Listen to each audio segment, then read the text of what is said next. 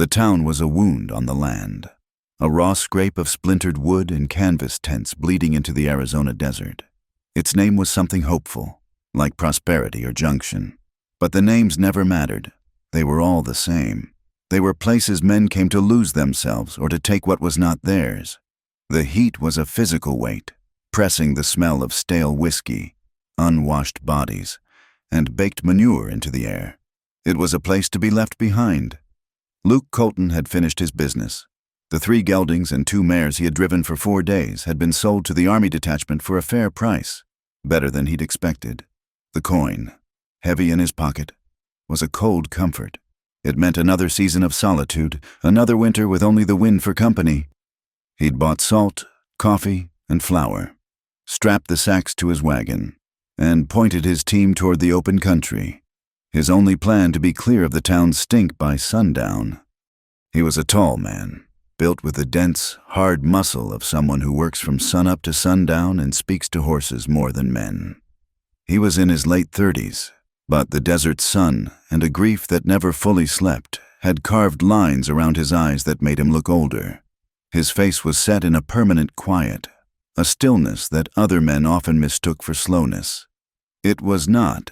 It was just a deep, weary patience. As he led his team past the gaping mouth of the saloon, a sound snagged his attention. It was not the usual tinny piano or the crash of a dropped glass. It was a different kind of noise, a rhythmic, ugly sound. The sharp crack of a rifle, followed by the high, thin shatter of glass, and then a wave of jeering male laughter. It was a sound he'd come to despise, the sound of men amusing themselves with someone else's misery. He tried to ignore it. It was not his business. The world was full of cruel games, and he was in no position to stop any of them. He had his own ghosts to wrestle, and they took all the strength he had. He clucked to his horses, and the wagon wheels groaned. But the laughter came again, louder this time, meaner, and under it, the thin, oily voice of a barker. "That's another miss, gentlemen. The prize remains. Who's next to try his luck? 2 bits for 3 shots. Hit all 6, and you win a prize no man forgets." Luke stopped. He tied the reins to the brake handle and stood by his wagon, listening. He did not want to look. He knew, with a sinking in his gut, that whatever was happening was wrong, in the way that so many things on the frontier were wrong, a casual, bored cruelty that had become its own kind of currency. He told himself to get in the wagon and drive away. He told himself that the lives of others were their own. He had learned that lesson the hard way, in a canyon thick with ambush and smoke. When the world had burned down around him, he had survived, and survival meant keeping your head down and your eyes on your own path. Another shot cracked. This time, no glass broke, just a dull thud, and a roar of laughter. "You're shooting like a one-eyed dog. Silas, give me that rifle. The prize is safe for now, boys. A prize straight from the wild, pure, untamed Apache." The word hung in the air, heavy and poisoned. Apache. It was a word that meant a dozen different things in this territory: fear, hatred, war, and now, apparently, sport, against his own will, against every instinct for self-preservation he owned. Luke Colton began to walk toward the sound. He pushed through a thick ring of men, miners in stained canvas, drifters with the haunted look of the trail, and a few younger cowboys, their faces flushed with whiskey and afternoon heat. They were all facing a flimsy wooden booth, its canvas roof sagging. A crudely painted sign hung crookedly from the front. "A prize no man forgets. 6 shots, 6 bottles." The booth master, a small, greasy man in a plaid vest that had seen better decades, was lining up new bottles on a wooden plank 50 yards back. They were green and brown, glinting in the harsh sun.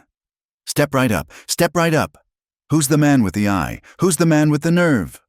Luke's gaze slid past the bottles, past the barker, to the space behind the tent. She was chained. It was not a rope. It was a heavy iron chain, the kind used for logging or securing a wagon axle, looped around a thick tent pole and then padlocked to a cuff on her wrist. She stood barefoot on the hot, splintered boards. She was young, perhaps 19 or 20, her black hair matted with dust and sweat. She wore what was left of a simple hide dress, torn at the shoulder, but it was her eyes that held him. She was not looking at the crowd. She was not crying or pleading or showing any fear at all. She was staring past them, past the broken town, toward the distant, hazy line of the mountains. Her face was a mask of stillness, but her eyes were alive. They were proud, defiant, and filled with a black, bottomless contempt. Bruises, dark as shadows, stained the skin of her other wrist, and a fresh, raw circle of red marked where the iron cuff bit into her flesh. She had made herself stone, a monument to an agony no one here cared to read. A big-bellied miner with a ginger beard spat a stream of tobacco juice into the dust. "What's the matter with this one? Silas? She don't look too lively." "She's lively enough. Friend, I guarantee it." The barker named Silas cackled, tapping the side of his nose. "Just needs the right man to gentle her. Now, who's paying?" The miner laughed, a wet, choking sound, and fumbled in his pocket for a coin. He picked up one of the rifles from the counter. It was an old, battered Spencer, its barrel warped. He raised it, his arms unsteady. Luke watched, his stomach turning to ice. The man was drunk. He squinted, fired, and missed the entire row of bottles by a good 2 feet. The bullet whined off a rock somewhere in the distance. "Wasted one!" yelled someone from the crowd. The miner cursed, aimed again, and missed. He slammed the rifle on the counter in disgust. "Damn thing sighted crooked. The tools are true. Friend, only the aim is wanting," Silas chirped. "Next." Another man, a young cowboy, no older than 20, stepped up, swagger in his walk. He missed his first 2 shots, but his third clipped the edge of a green bottle, spinning it but not breaking it. "Close, so close, son. But close don't win the prize," Silas said. "She's a rare one. Gentlemen, caught her myself, up by the Verde River. A real wildcat." A lie, Luke thought. He saw the marks on her. This girl hadn't been on the Verde River in a long time. She had been passed from one cruel hand to another, traded like a worn-out saddle. The disgust in his gut thickened, choking him. He thought of his wife, Sarah. He thought of the way she had looked at him, her eyes full of trust. He thought of her hands, gentle on a horse's muzzle. This was a desecration. It was a sin so profound it poisoned the very air he was breathing. The young cowboy stepped back, broke and frustrated. The crowd murmured, their interest beginning to wane. It was too hot. The game was too hard. "Come now, boys," Silas pleaded, his smile slipping. "Don't tell me there ain't a real man among you, all this for the taking." He gestured to the girl, who hadn't moved, hadn't even blinked. Luke found himself moving. He didn't know why. It was not a thought. It was an impulse, a deep, cold pull from his gut. It was the same feeling that made him shoot a horse with a broken leg or pull a calf from a freezing river. It was a thing that had to be done. The crowd parted as he moved through it, his height and the silent, grim set of his face making way for him.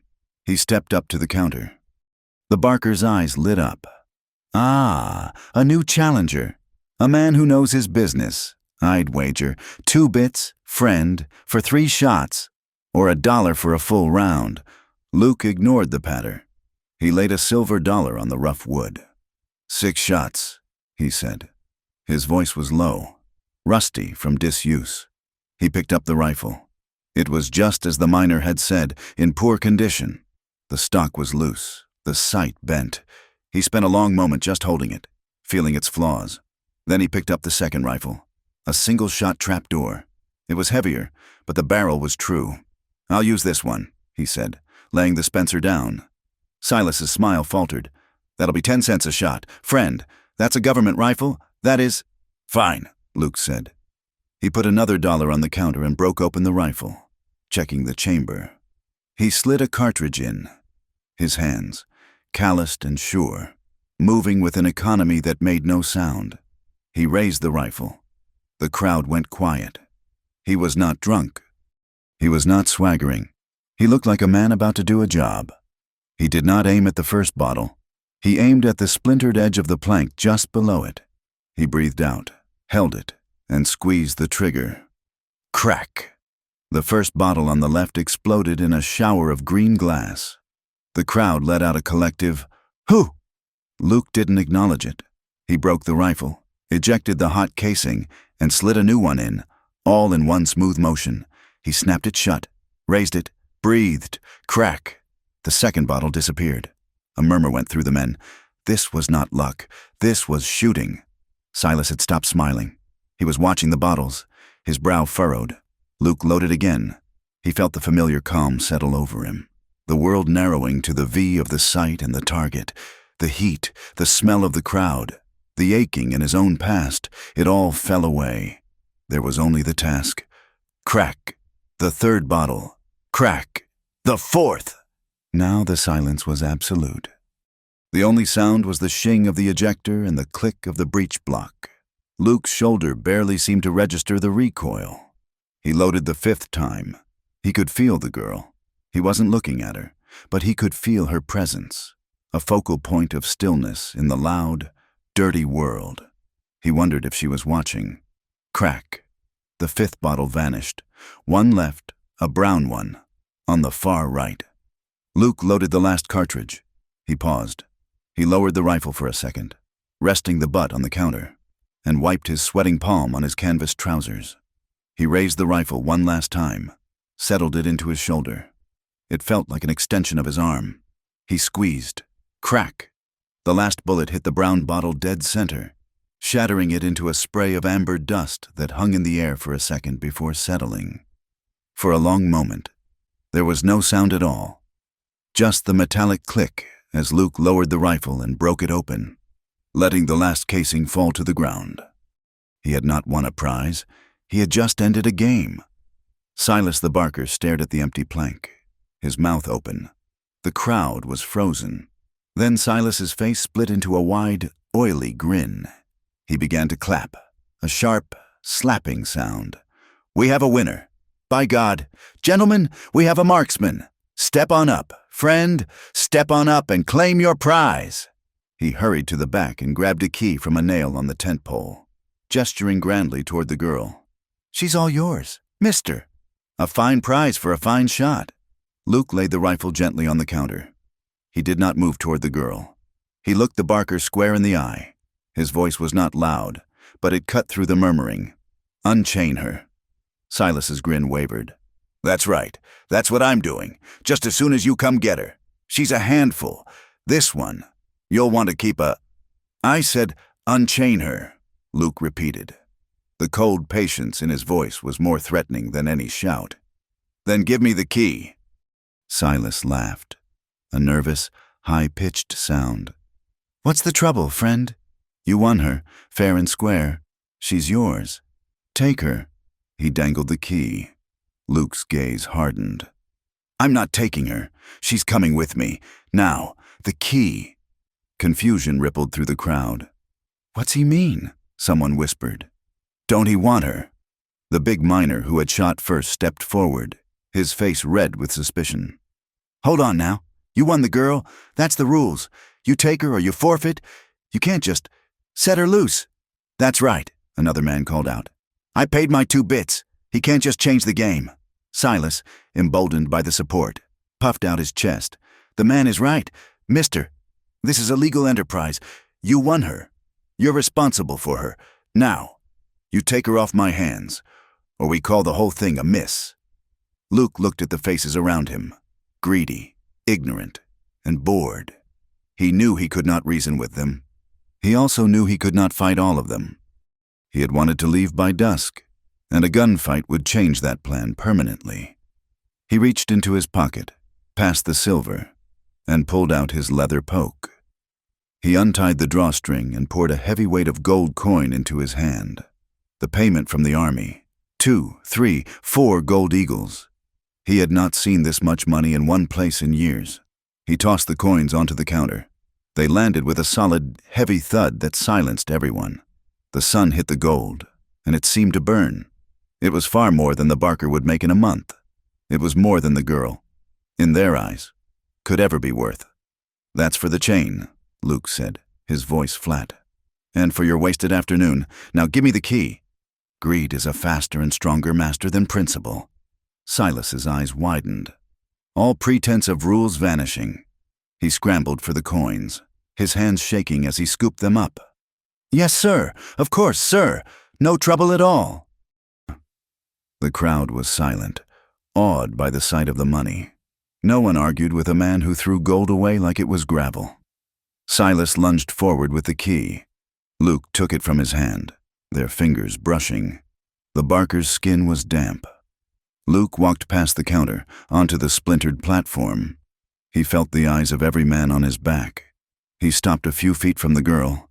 She had not moved, but her eyes they were on him now. They were not grateful. They were not hopeful. They were wary, sharp as obsidian, watching to see what this new form of cruelty would be. He did not look her in the face. He crouched, his back to her, and found the lock on the iron cuff. It was a heavy, rusted thing. The key grated, stuck. He jiggled it, patient, until he felt the tumblers give. The lock sprang open. He pulled the cuff away. The iron was hot from the sun. Underneath, her skin was rubbed raw, red and weeping. He dropped the heavy chain to the boards with a clank. He stood up and stepped back, putting distance between them. He still did not look her in the eye. He looked at the ground between them. "You can stay here," he said, his voice quiet. "Or you can come with me. It's your choice." He did not offer a hand. He offered a choice. He turned his back on her, on the booth, on the stunned and silent crowd. He walked away, expecting to hear the sound of a gunshot, or a shout, or nothing at all. He walked back toward his wagon, the sound of his own boots on the hard-packed dirt loud in his ears. He reached the wagon. He did not look back. He heard no sound from the booth. He put his hand on the wagon's side, feeling the sun-baked wood. He waited. 1 heartbeat. 2. Then he heard it. Not a shout, not a sound from the crowd. The quiet, shuffling scuff of bare feet on dust. She had followed him. He untied the reins and climbed up to the driver's seat. He still did not look at her. She stood by the wagon wheel, a small, still figure in the roaring sunlight. She was watching him, her face unreadable. From the back of the wagon, he grabbed the heavy wool blanket he kept for cold nights. He didn't toss it at her. He tossed it onto the wagon bed, in the back. "It'll be cold tonight," he said to the air. He snapped the reins. The horses, eager to leave, strained against their harnesses, and the wagon lurched forward. He heard a small sound, the scrape of a foot on the sideboard, and felt the wagon shift as she climbed in the back. He did not look back. He kept his eyes on the road, on the open country that promised silence. They rode out of town. No one followed. The men had their money and their story to tell, and he had his complication. The sun began to bleed out across the western sky, a deep, violent smear of blood orange and purple. The shadows of the saguaros stretched long and black, like fingers reaching across the trail. The silence in the wagon was older and heavier than the mountains they rode toward. It was filled with the things they did not know about each other, and the wounds they knew too well. Luke drove for hours, letting the horses set a steady pace. The heat of the day bled away, replaced by the sharp, sudden cold of the high desert night. He could hear her in the back, a small rustling as she wrapped herself in the blanket. He imagined her sitting there, facing backward, watching the town disappear until it was just another smudge of noise and light in a vast, uncaring darkness. He thought about what he had done. He was a man who craved simplicity, and he had just invited the most profound complication into his life. He had a ranch to run, fences to mend, and a deep, hollow ache in his chest that had been his only companion for 3 years. He did not know how to talk to people anymore, let alone a woman, let alone her. He had not saved her. He knew that. He had just bought her. He had moved her from one cage to another, even if this one had no bars. He felt a sudden, sharp shame. The stars were out, hard and bright as nailheads. The wagon wheels ground on. From the back, a voice came, so quiet he almost missed it. It was raspy, dry from disuse. "What is your name?" The sound startled him. He pulled back gently on the reins, and the horses slowed. Their ears flicking back, he turned on the seat. In the deep indigo darkness, he could not see her face, only a shape huddled in the wool blanket. "Luke," he said. "Luke Colton." A long pause. The wind hissed through the sagebrush. "And yours?" he asked. Another silence. He wondered if she would answer. A name was a private thing, a thing to be guarded. "Nahila," she said. The word was soft, but clear. He nodded, though she probably couldn't see him. "Nahila." He let the name sit in the air. It felt strange and real. He turned back around and clucked to the horses, the wagon resuming its steady, creaking rhythm. They drove on, the chasm of silence returning. But it was different now. It had a name. Another mile passed. The question had been sitting in his gut for hours, heavy as a stone. "You want to go back to your people?" he asked. He asked it of the darkness, of the horse's ears, not of her. It was a question he had no right to ask, and she had no answer to give. In the back of the wagon, Nahila pulled the blanket tighter around her shoulders, the rough wool scratching her chin. She stared at the black line of the mountains, a wall against the stars. Where were her people? Were they scattered ash on the wind? Were they in a camp somewhere, mourning their dead? Or were they all gone, like her, a ghost moving through a land that was no longer theirs? She did not reply. Luke stared forward, his jaws set, his knuckles white on the reins. He did not ask again. He just drove on, into the vast, cold, and empty dark. They rode until the false dawn, a pale gray line that separated the black earth from the black sky. The land changed, rising from flat desert scrub into a broken country of deep arroyos and sheer rock faces. The air grew thinner, sharper, carrying the scent of juniper and cold stone. Luke pushed the horses, and just as the first edge of the sun struck the high cliffs, turning them a painful, glowing red, he turned the wagon off the barely visible trail and into a narrow box canyon. The ranch was hidden, meant to be missed. It was not a place of welcome. It was a fortress, walled on three sides by towering, sheer cliffs of sandstone. The canyon floor was narrow, but fertile, fed by a creek that ran clean and fast over white stones. It was a rough, simple place, built by his own two hands. There was a small, solid house of stone and timber, a barn that leaned but held, and a large corral built of thick pine logs.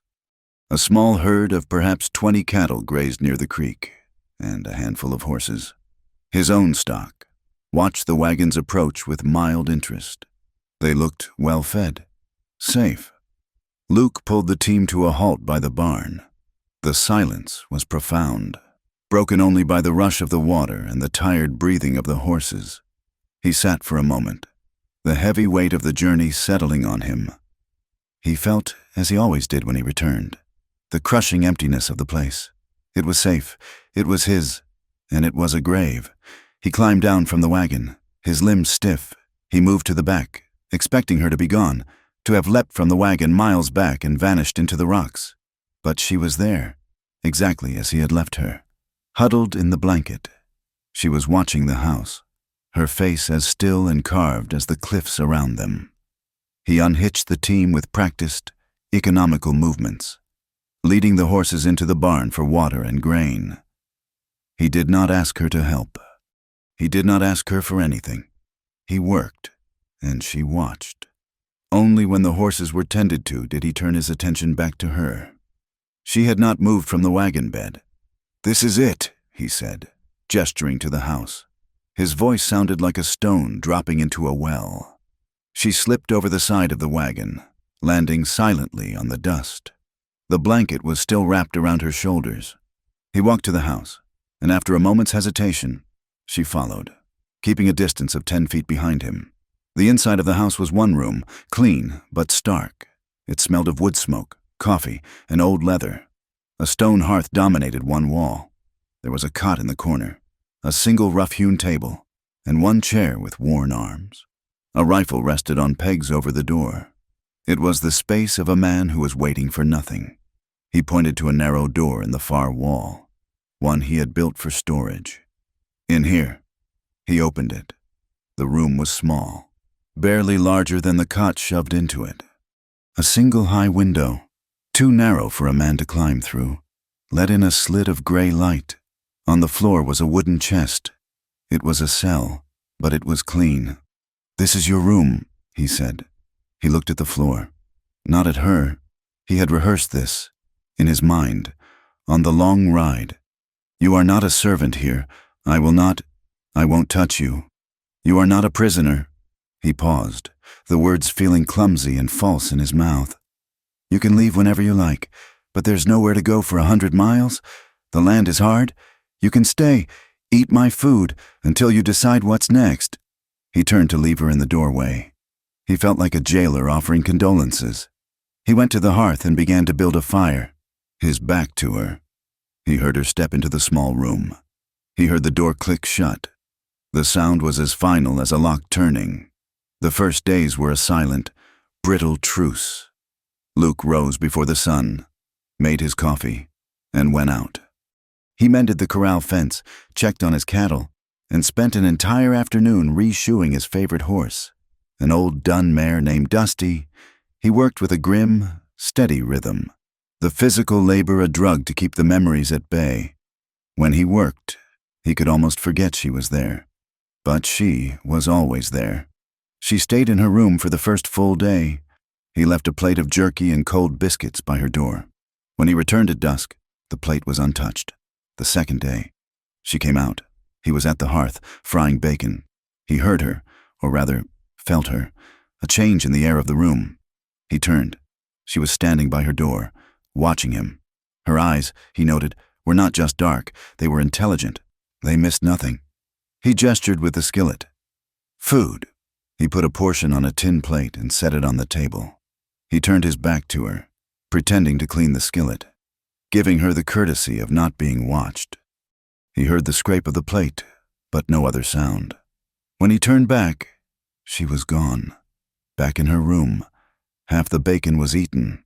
She was wary as a wolf caught in a trap, testing the chain, watching the hand that held the cage. She ate little, just enough to stay alive. She never spoke, and she watched. He would be splitting logs, the rhythm of the axe a dull comfort, and he would feel her gaze. He'd stop, wiping the sweat from his neck, and see her on the porch, sitting with her back against the house, her knees drawn up. She would not look away, not immediately. She studied him. She studied his hands, the set of his shoulders, the way he moved. She was learning him, and he, in turn, was learning her. She moved with a silence that unnerved him. He would be in the barn, mending tack, and would turn to find her standing in the doorway, observing. She left no mark, made no sound. She was a shadow, a question. In this heavy silence, their pasts lived and breathed, filling the small house until it felt crowded. Luke's past came for him in the quiet moments. He was in the barn, the smell of hay and old leather thick in the air. He was running his hand over the worn saddle of the old mare, Dusty. It had been Sarah's, his wife. The memory was always the same, sharp and sudden as a snake bite. The wagon. Not his own, but the one he had built for his small family. They were moving, trying to find a place just like this one, a place to be safe. He had ridden ahead, scouting for water, just for an hour. When he returned, there was only smoke. He had found them, Sarah, by the wheel, her hand still reaching for the rifle, and his son, Jacob, only 4 years old, huddled beneath her shawl. The raid had been quick, brutal. Apaches, they'd said, but it didn't matter who. It only mattered that he had not been there. He should have been there. He should have died with them. The guilt was a physical thing, a stone in his gut he had carried for 3 years. He had built this ranch not as a home, but as a penance. He had shunned the world because he felt he no longer deserved to be in it. He was a man haunted by the life he had failed to protect. He leaned his head against the mare's flank, his eyes squeezed shut. The smell of the horse a poor substitute for the comfort he could never again have. Nahila's past came in the night. Luke slept lightly, the habit of a man alone in a dangerous land. He was jerked awake by a sound. It was not a sound of the ranch, not the wind or the cattle. It was a human sound, a choked, desperate cry. He was out of his cot in an instant, the Winchester in his hands, his heart pounding. He moved to the center of the room. The sound came again, from her room, a wordless moan of absolute terror. He crept to her door and listened. She was dreaming, thrashing. He could hear her small cot scraping on the wooden floor. She was fighting, twisting in the blankets. Then, a word, spoken in a language he did not know, but in a tone he understood completely. Shima, Shima, mother. It was a plea. He saw her in his mind's eye, clear as day, her village burning, the smoke, the screams. He saw her being dragged away, her sister, perhaps, torn from her grasp. He saw her being traded, her name erased. Her body passed from one leering face to another, the bruises on her wrists, the old scars he had glimpsed on her back when she'd reached for the plate. She was not a prize. She was the refuse of a war, the survivor of an apocalypse. His hand went to the latch. He wanted to open the door, to shake her awake, to tell her, what, that she was safe? It would be a lie. No one was safe. He lowered his hand. It was not his nightmare to interrupt. He had no comfort to offer. He was a ghost himself. He went back to his cot and lay awake, listening to the sounds of her terror subside into a raw, quiet weeping that cut him deeper than any scream. He stared at the ceiling, the rifle growing heavy on his chest. The house was too small for this much pain. The world turned. A week passed, then two. The brittle silence between them remained, but the sharp edges were wearing down. He no longer reached for his rifle when she appeared. She no longer flinched when he moved too quickly for the coffee pot. They were two animals, circling, who had decided, for now, not to kill each other. Then the storm came. It had been building for days, the sky a sickly yellow, the air thick and motionless. One afternoon, the heavens broke. It was not a simple rain. It was a high desert deluge, a violent cracking thunderstorm that turned the canyon into a drum. The wind howled, ripping at the barn roof. Luke was checking his cattle, moving them to the high ground near the cliffs. When the first bolt of lightning struck, it was not a distant flash. It hit a tall juniper pine not 50 yards from the corral, splitting it with an explosion that sounded like cannon fire. The air filled with the smell of ozone and burning wood. The horses screamed. The 5 animals in the corral, his 3 geldings, the young colt, and the old mare, Dusty, went mad with terror. They reared, their eyes white, crashing against the log fence, seeking an escape from the fire and noise. Luke ran from the cattle, grabbing a rope as he went. "Easy, easy, now!" he yelled, his voice lost in the roar of the thunder. Dusty, the old mare, was the worst. She was trampling the colt, trying to climb the fence. If she broke a leg, he would have to shoot her. The thought sent a jolt of panic through him. He fumbled with the corral gate, the rain lashing his face, blinding him. He had to get in there, get a rope on her.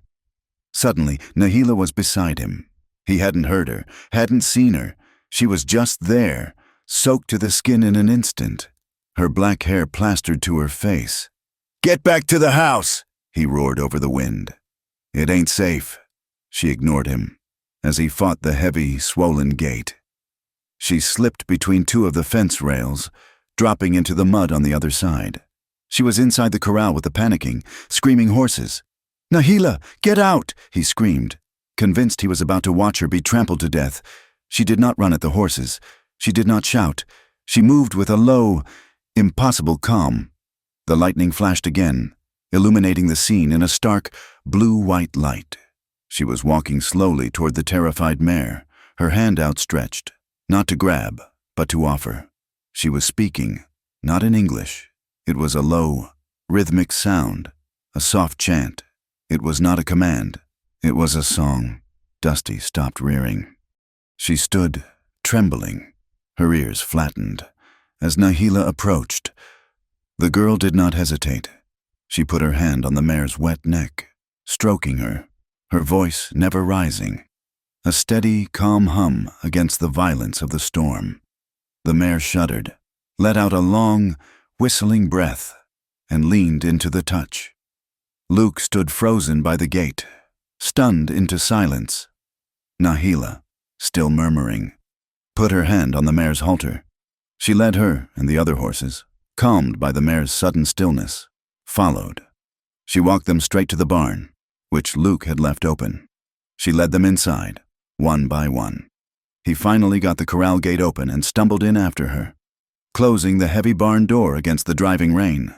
The inside of the barn was dark, filled with the smell of wet animals and hay. Nahila was moving between the horses, touching each one, her voice a low murmur. She was completely unafraid. She had a skill he had only seen in the very best horse tamers, an instinct, a connection. He stood there, dripping, watching her. The girl he had bought, the silent, wary creature, was a woman of astonishing, quiet power. She was not broken, she was just dormant.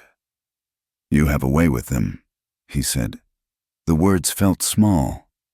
She glanced at him, her dark eyes impossible to read in the gloom. She wrung the water from her hair and simply nodded, as if it were the most obvious thing in the world. That night, the dynamic in the small house shifted. The storm had broken something, not just in the sky, but between them. They had faced a crisis together. He had seen her strength. A few evenings later, Luke returned from a long day mending the fences the storm had washed out. He was tired to the bone, his hands raw. He opened the door, expecting the cold silence, the smell of stale coffee.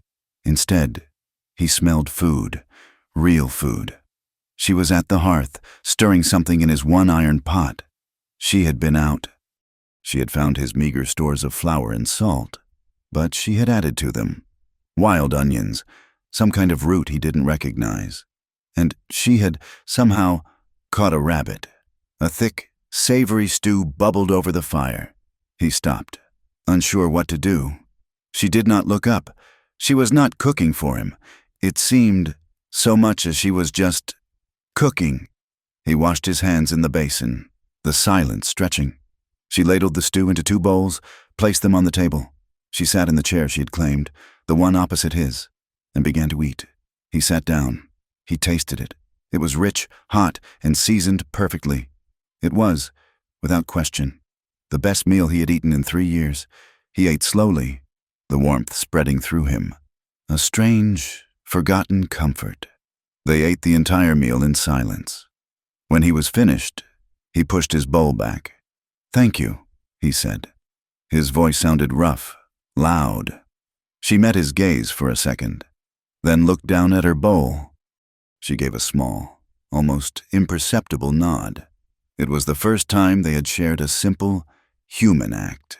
It felt as awkward and as momentous as the storm.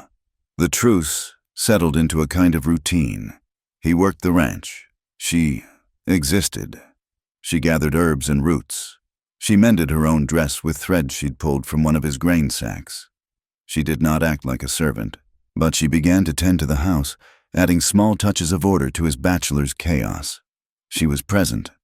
One afternoon, the heat was unbearable. The work of rebuilding the washed-out creek bank had left him caked in sweat and mud. He needed the creek. He went to the bend, downstream from the house, where a deep pool was screened by willows. He was sure he was alone. He stripped off his shirt, his hat, his boots, the scars on his back, a cluster from the ambush that had taken his family, felt tight in the heat.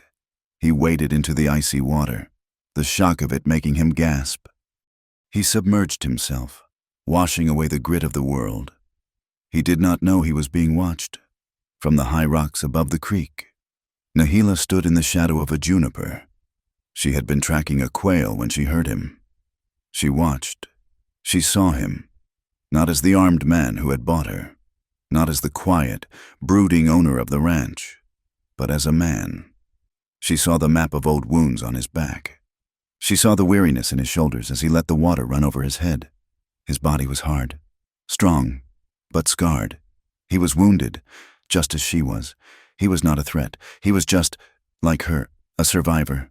That night, the house was quiet. The meal of jerky and coffee was a poor substitute for the stew, which was now just a memory. Luke sat at the table, cleaning his rifle, the familiar motions a comfort. Nahila sat on the porch, watching the moon rise.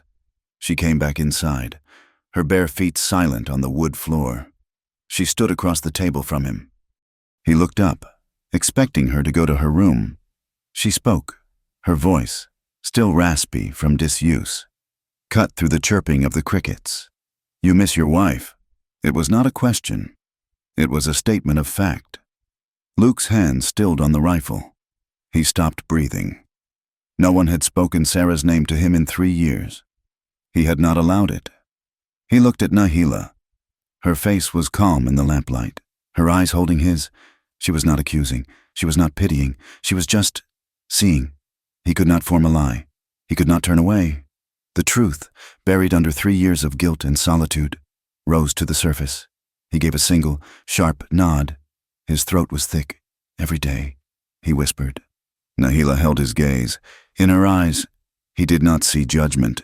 He saw a deep, profound, and terrible recognition. She, too, knew what it was to lose everything.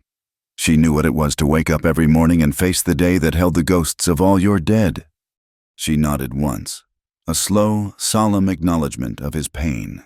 The wall between them did not fall, but a single, hairline crack had appeared, and in that tiny, dark space, something like understanding, something that might one day be mistaken for longing, had just taken root. The outside world, which had felt 1,000 miles away, found them 3 weeks after the storm. Luke was on the roof of the barn, replacing shingles the wind had torn loose. When he saw the rider, it was a single man, coming up the canyon slow, but not with the caution of a stranger. He rode like he had a right to be there, his hat pulled low. Luke felt a familiar coldness settle in his gut. He climbed down the ladder, his rifle, which was never far, already in his hand. He stood in the yard, waiting. Nahila, who had been washing their few dishes in a bucket on the porch, went still. She saw the rider, and in one fluid, silent motion, she melted back into the shadows of the house, vanishing. Luke was glad. He did not want her seen. The rider pulled up. He was not a drifter. He wore a tin star, tarnished and pinned crookedly to his vest. He was young, with a weak chin and eyes that darted around, taking in the cattle, the solid house, the isolation. This was Deputy Miller, a man Luke knew by sight and disliked on principle. Miller was the kind of man who used his small authority like a club. "Colton," Miller said, not as a greeting, but as an accusation. He remained on his horse, a small power play. "Miller," Luke replied. His voice was flat. He kept the rifle held loosely, its barrel pointed at the ground. "Long ride out here," Miller said, pushing his hat back. "You like it this way, don't you? All alone. Some folks get to talking about a man who likes to be alone so much." Luke waited. He did not offer water or a place to rest. He offered nothing. Miller spat into the dust. "Folks are talking about your last trip to town. Colton. Talking about how you paid a gold eagle for damaged goods at Silas's shooting booth." Luke's grip tightened on the rifle stock. "My money is my own. Maybe so, but what you bought with it, that ain't so simple. There's laws. Colton, the Army's still sweeping this territory. An Apache, man or woman, they ain't just folks. They're considered hostiles, property of the U.S. government. You might say the lie was so blatant, so steeped in bureaucratic malice, that Luke felt a dull anger rise in his chest. "She's not property," Miller laughed, a short, barking sound. "Ain't she? Silas had a bill of sale, said he captured her, sold her to you. Now, the sheriff, he don't much care for the paperwork, but he does care about appearances. It don't look good. A white man keeping a redskin out here. Looks irregular. What do you want, Miller?" "The sheriff just thinks it'd be better for everyone if the girl was returned to the authorities. We got a holding pen in town. The Army can come pick her up with the next patrol, take her to the reservation. For her own good. You understand? For her own good." The words were a bitter poison. Luke thought of the chain, the bruises, the look in Nahila's eyes. He thought of her nightmares. "No," Luke said. The word hung in the hot, still air. Miller's eyes narrowed. "No, that's a dangerous word to be using with a man wearing a badge. Colton, she's not a hostile. She's not a prisoner. She's just here, and she's not leaving. You're making a mistake, you stubborn ox. You're harboring a fugitive, is what you're doing. That's a federal crime." "Then I guess you'll have to come back with a federal marshal," Luke said, his voice dropping to a low, dangerous calm. "You're on my land. Miller, get off it." For a long second, the two men stared at each other. Miller's gaze flicked from Luke's hard face to the rifle in his hands, and then back. Miller was a bully, but he was not a fool, and he was not a gunfighter.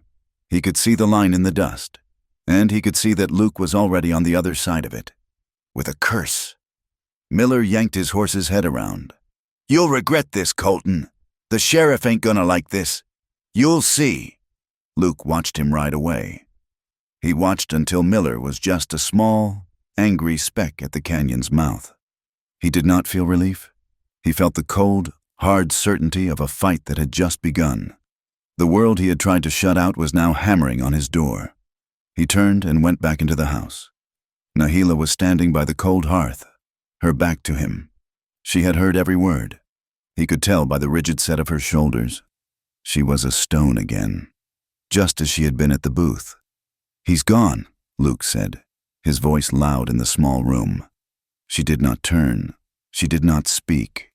"He won't be back soon," he added, trying to reassure her, or perhaps himself. "He's a coward." She said nothing. The silence in the house was worse than it had ever been. It was not empty, it was full of fear, full of the threat Miller had left behind. That night, Luke slept lightly, the Winchester on the floor next to his cot. He listened to the house. He heard her in her small room. But she was not dreaming. She was not sleeping. He heard the sound of quiet, constant movement, the whisper of her bare feet on the wood floor, back and forth, back and forth. A caged animal. He woke before the sun. The first gray light was just beginning to touch the canyon rim. The house was cold, and it was too quiet. He sat up, a bolt of pure dread going through him. "Nahila?" Silence. He was at her door in 2 strides. He didn't knock. He threw it open. The room was empty. The cot was bare, the thin blanket folded. She was gone. "Damn it," he whispered, the curse a prayer. He grabbed his boots, not bothering with socks, and snatched his hat and gun belt. He ran outside. The air was sharp, cold. He scanned the ranch. Nothing. He ran to the barn. The horses were all there, undisturbed. She had left on foot. He was a good tracker. He had to be, to survive out here. He circled the house, his eyes on the ground. He found her tracks easily in the soft dust near the creek. She was small and walked lightly, but she was barefoot, and the tracks were clear. She was heading up the canyon, toward the high ridges, the rough country. He did not saddle a horse. On foot, he was quieter, and in the rocks, he would be faster. He began to follow her, his long strides eating up the ground. She had a head start, maybe an hour, but she did not know the land as he did. He knew the game trails, the shortcuts.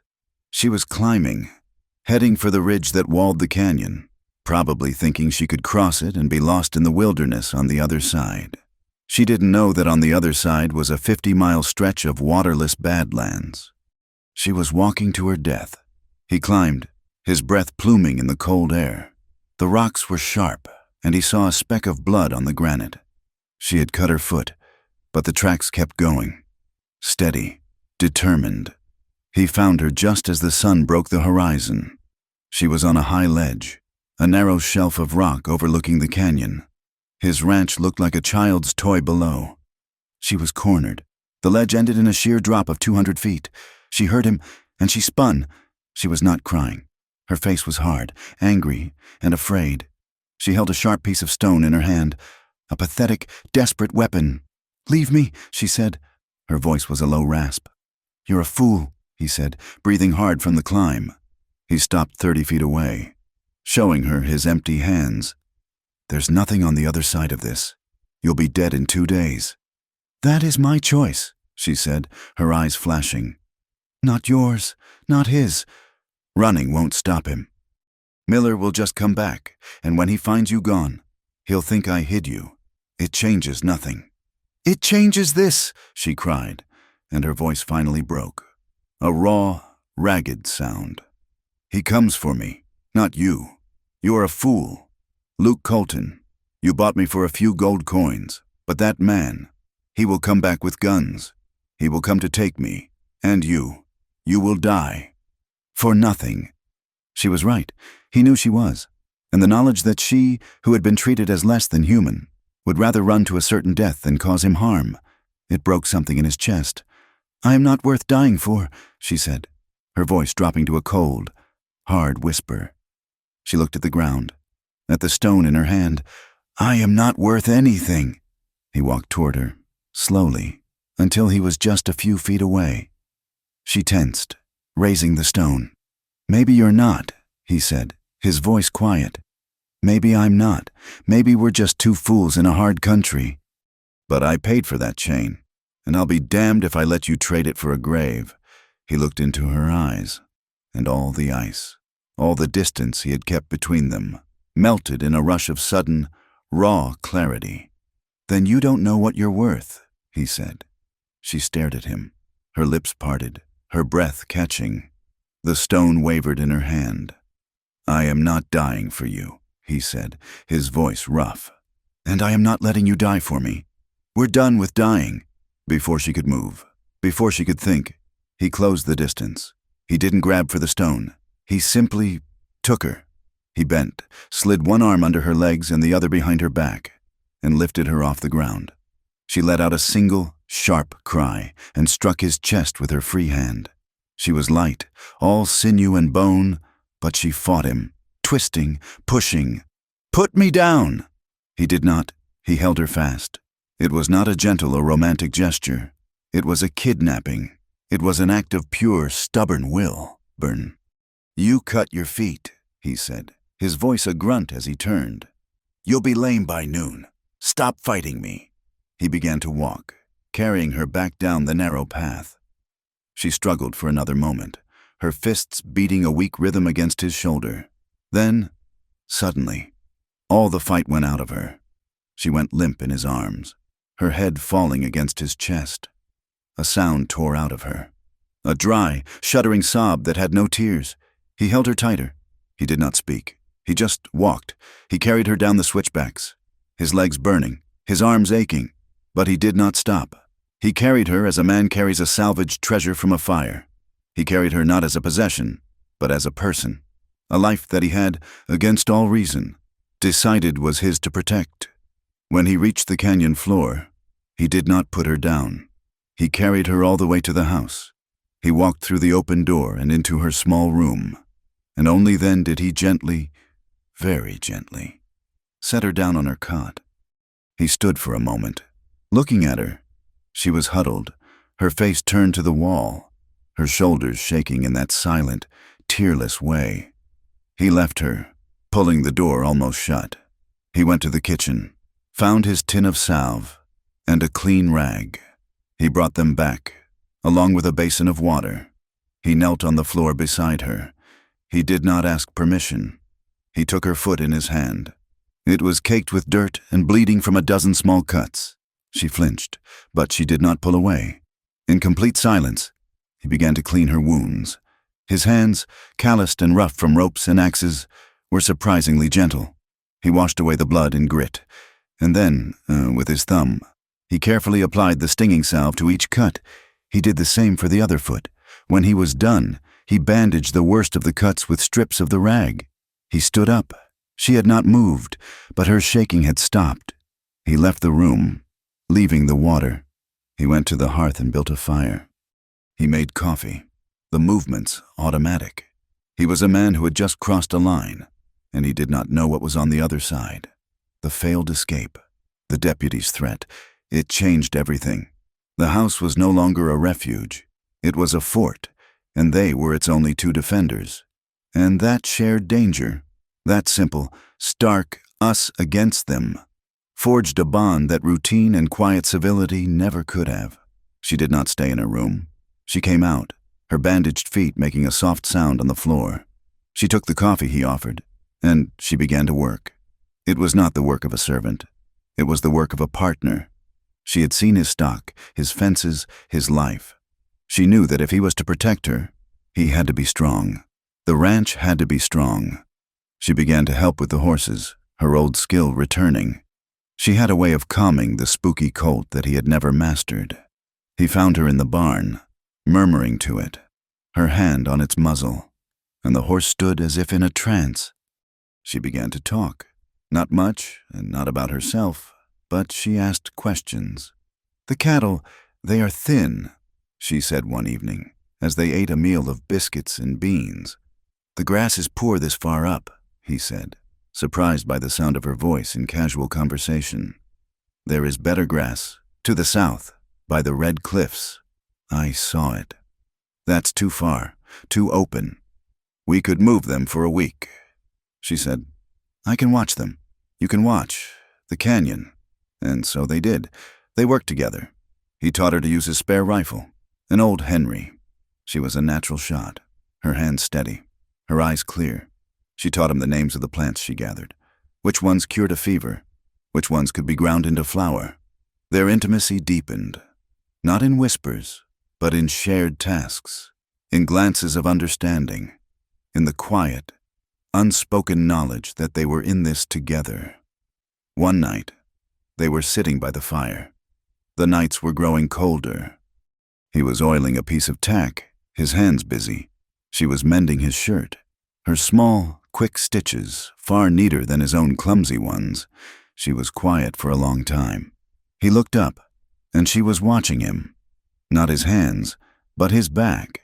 He had taken his shirt off earlier to wash and had put on his vest over his undershirt, but she had seen them. "The scars," she said, her voice soft. "From the ambush." He froze. He had never told her. He had never told anyone.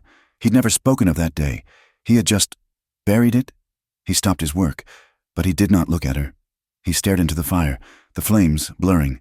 "Yes, your wife," she said. It was not a question. "And my son," he whispered.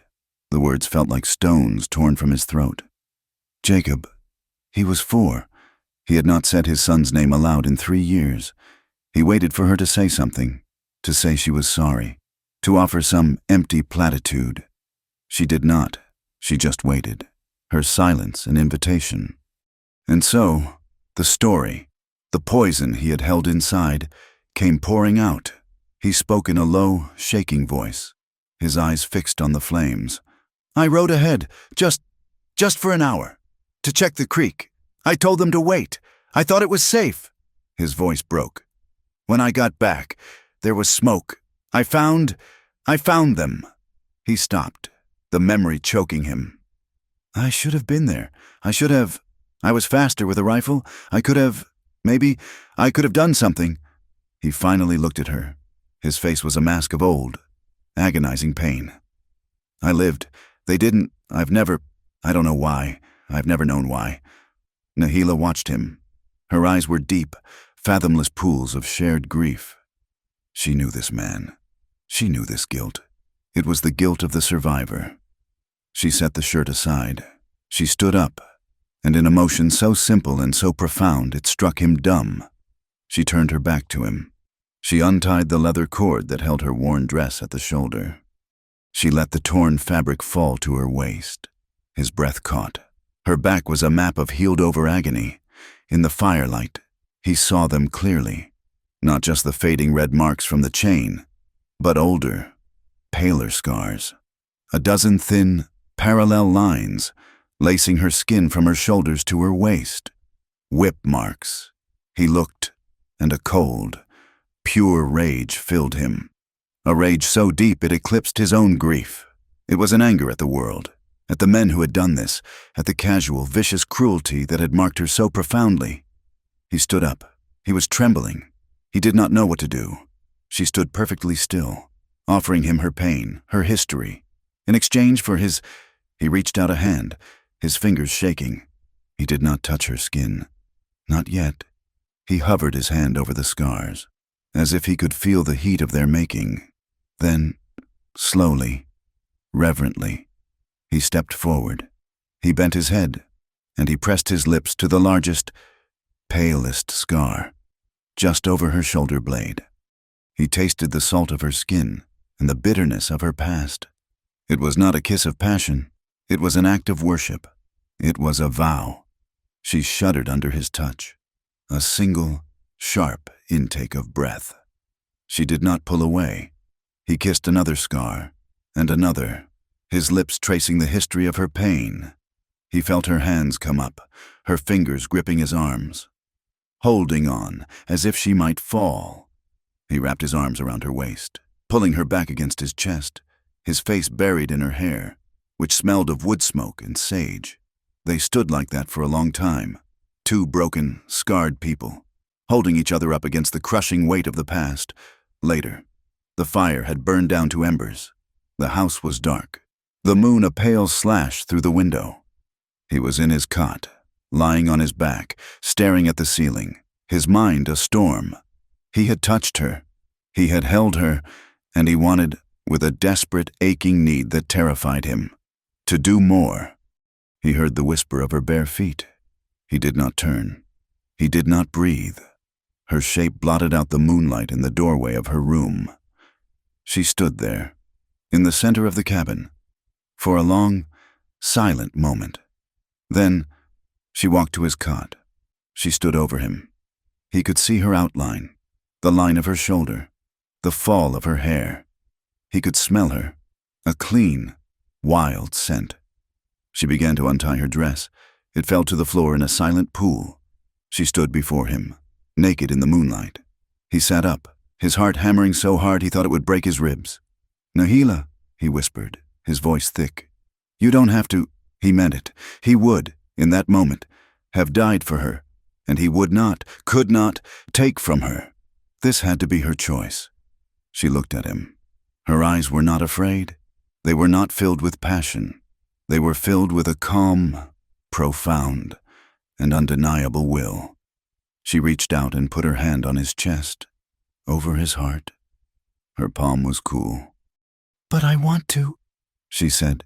She pulled back the rough blanket, and, in the cold, silent darkness of the hidden canyon, she climbed into his bed. Their first touch was tentative, a trembling exploration. His rough hands on her scarred skin, her cool fingers on his. Then, the desperation, the long-held-back hunger of two people starved of touch, of comfort, of life, took over. It was not gentle. It was raw. It was a drowning man's grasp for air. It was the frantic, passionate, and tender collision of two souls who had seen too much death and who were, for this one night, fiercely, desperately, choosing to be alive. The world did not stay away. It festered in the town, in the minds of men who saw profit in prejudice and law in a piece of paper. Deputy Miller's report, laced with frustration and exaggeration, had found fertile ground. It traveled on the whiskey-soaked breath of drifters and merchants, a juicy piece of gossip about the reclusive rancher, Colton, and his stolen Apache prize. The rumor, like a tumbleweed, rolled from one saloon to the next, until it reached the ears of a man who listened for just such things. His name was Josiah Pike. He was not a lawman. He was a man who hunted things for a living, and he cared little what those things were. As long as the reward was high, Pike was a gaunt, patient man with colorless eyes and a rifle that was cleaner than his fingernails.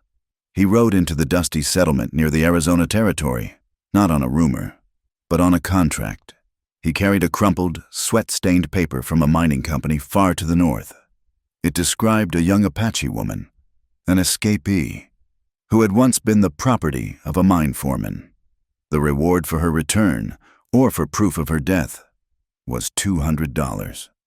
Pike sat in the saloon, the same one Luke had passed weeks before. He listened. He bought Silas the barker a drink, and Silas, his greed still stinging from Luke's gold, talked, He talked about the shooting, the defiant girl, and the fool rancher who had paid a fortune for her. Pike listened to it all, his thin lips pulling back in what might have been a smile. He compared the description on his paper to the one Silas gave. It matched. He folded the paper, finished his drink, and walked out. He found Deputy Miller. He didn't ask for help. He simply informed the deputy that he was a federal agent tracking a fugitive, a lie that gave his hunt the veneer of law. Miller, eager to see Luke Colton taken down, offered his full cooperation and the service of his brother, a feckless, bored man named Ames. At the ranch, the fragile peace was holding, but it was the peace of a long-fused bomb.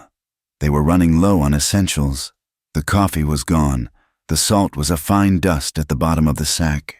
Most importantly, they were low on ammunition. Luke's rifles were useless without cartridges. "I have to go," he said one morning. The words heavy. Nahila, who was feeding the old mare an apple, did not look at him. "We go," she said. It was not a question. "No, it's too dangerous. You wait here. Bar the door. I'll be back by nightfall." "They look for me," she stated, turning to face him. Her gaze was as hard as his. "You ride in alone. You're just a rancher. You ride in, and they see you buy cartridges for 2 rifles. They will ask questions. You ride in, and I am not here. They will come here. We go, or we stay, together." He looked at her, at the steady, defiant set of her jaw. She was right. Leaving her was as dangerous as taking her. And in the secret, selfish part of his heart, he could no longer stand the thought of being separated from her. He had come to rely on her stillness, her silence, her strength. "All right," he said, his voice rough. We go to Somerville. Not back there. It's smaller, quieter." It does not matter," she said. "They are all the same." They rode out an hour later, not with the wagon, but on 2 of his fastest horses. They left the ranch quiet, the cattle grazing, the door to the small stone house barred from the outside. A poor deception. Luke carried his Winchester. Nahila carried the Henry rifle, sliding it into a scabbard on her saddle with a practiced ease that made his heart ache with a strange mix of pride and fear. She wore a pair of his old canvas trousers, cinched with a rope, and a spare shirt, the sleeves rolled up. She looked like a slender, dark-haired boy, until you saw her face. Somerville was 30 miles south, a smaller, meaner collection of shacks clustered around a dry goods store and a smithy. They rode in fast, tied their horses in front of the store, and went in. The store was dim, smelling of cured meat, kerosene, and dust. An old man with a sweeping white mustache peered at them over his spectacles. "Help you? Need salt," Luke said, his voice calm. "Flour, coffee, and cartridges, 4440, and whatever you have for a Henry." The old man's eyes flicked to Nahila, who was standing by the door, her hand resting near the rifle on her hip, her gaze fixed on the street. "That your boy?" "My hand," Luke said. "He don't speak English." The old man grunted, unconvinced. "New around here. Ain't seen you before. Just passing through," Luke said, laying a silver dollar on the counter. "The cartridges?" The old man slowly, deliberately, began to measure out the salt. Luke felt the seconds stretch. Every moment in this town was a risk. He could feel the sweat prickling under his hat. "Heard some news from up north," the old man said, his back to Luke. "Bounty hunter named Pike passed through here yesterday, asking about a renegade Apache girl and the white man who stole her." Luke's blood went cold. "Is that so?" "That's so," the old man said. He turned, his eyes hard. "Said there's a reward. Said she was dangerous. Killed a man at the Pine Top Mine." Luke looked at Nahila. Her face was a mask of stone. He knew, instinctively, it was a lie. The same way Silas had lied. "Get the supplies. Luke," Nahila said, her voice low and urgent, her eyes fixed on the street. She had seen something. "Just put the cartridges on the counter," Luke said to the old man, his hand moving from his pocket to the pistol on his hip. "I don't think I can." the old man began. Now, Luke commanded. The old man's face went pale. He shoved 2 boxes of Winchester rounds and 1 box of Henry's onto the counter. Let's go, Luke said, sweeping the boxes and the bags of salt and flour into his arms. He pushed through the door. Nahila was already untying her horse. Luke, she breathed. 2 men. They were standing across the street, by the smithy, pretending to admire a horse. But their eyes were on them. One was gaunt, with colorless eyes. Pike, the other was a stranger, with a stupid, mean face. Ames, Miller's brother. Walk, Luke said, his voice a low command. Get on the horse. Slow! He threw the supplies into his saddlebags. His movements clumsy, hurried. He untied his own reins. Well, Pike's voice drawled, flat and carrying in the quiet street. Look what we have here. Ames, a man buying ammunition for a killer. Luke froze. He stood by his horse, his body shielding Nahila, who was now in her saddle, the Henry rifle pulled and resting across her thighs. We just want the girl, mister, Pike said, taking a step into the street. He and his partner fanned out, creating a crossfire. Give her up, and you can ride on. The reward's for her, not you. She's not a killer, Luke said, his voice shaking. Not with fear, but with a sudden, boiling rage. She's not a prize. You're not taking her. That ain't your choice to make, Pike said. He smiled, a sickening, thin-lipped expression. I got a warrant. You're interfering with a federal... She's not going, Luke said. Pike's smile vanished. Last chance. Friend. Luke saw it in his eyes. The man was going to shoot. There was no talking, no bargain. He had seen this look before. In the canyon, in the smoke. He moved. He didn't draw his pistol. He shoved his horse hard toward Pike, breaking the man's aim. Nahila, ride! He screamed. The world exploded. Pike's partner, Ames, fired first. The shot was wild, the bullet screaming past Luke's ear and punching a hole in the store's window. The old shopkeeper screamed. Luke grabbed the Winchester from his scabbard as his horse reared. He swung his leg over the saddle, firing from his hip. The shot aimed at the ground in front of Pike's feet to scatter them. Nahila didn't ride. She raised the Henry and fired. The shot was clean. Ames, who was bringing his pistol up for a second shot, cried out, grabbing his shoulder as he spun and fell behind a water trough. Go! Go now! Luke yelled, firing again at Pike, who had dropped to one knee, his own rifle up. Pike fired. The sound was deafening. Luke felt a white-hot poker sear across his ribs. The pain was so sudden, so intense. It took his breath. He stumbled, but his foot found the stirrup. Luke! Nahila cried. He hauled himself into the saddle, his side screaming in agony. Ride! North! Into the rocks! He kicked his horse, and it leapt forward. Nahila was right beside him. Another shot from Pike kicked up dust behind his horse's hooves. They galloped out of the small town, bending low over the horses' necks. 2 fugitives, one of them bleeding. They rode for an hour, pushing the horses until their flanks were lathered and their breath was ragged. Luke held his side, his hand warm and sticky with blood. He led her off the trail, into the Badlands, a maze of stone and shadow he had scouted years before. He was growing dizzy. The world was starting to shimmer at the edges. This way, he grunted, turning his horse into a narrow crack in a canyon wall, a space barely wide enough for a horse to pass. They followed the game trail up, until it opened into a small, hidden bowl, completely invisible from below. At the back of the bowl, masked by a curtain of ancient ivy, was the dark mouth of a cave. Here, he gasped. He slid from his horse, his legs giving way. He crumpled to the ground. Luke! Nahila was off her horse in an instant, her face a mask of terror.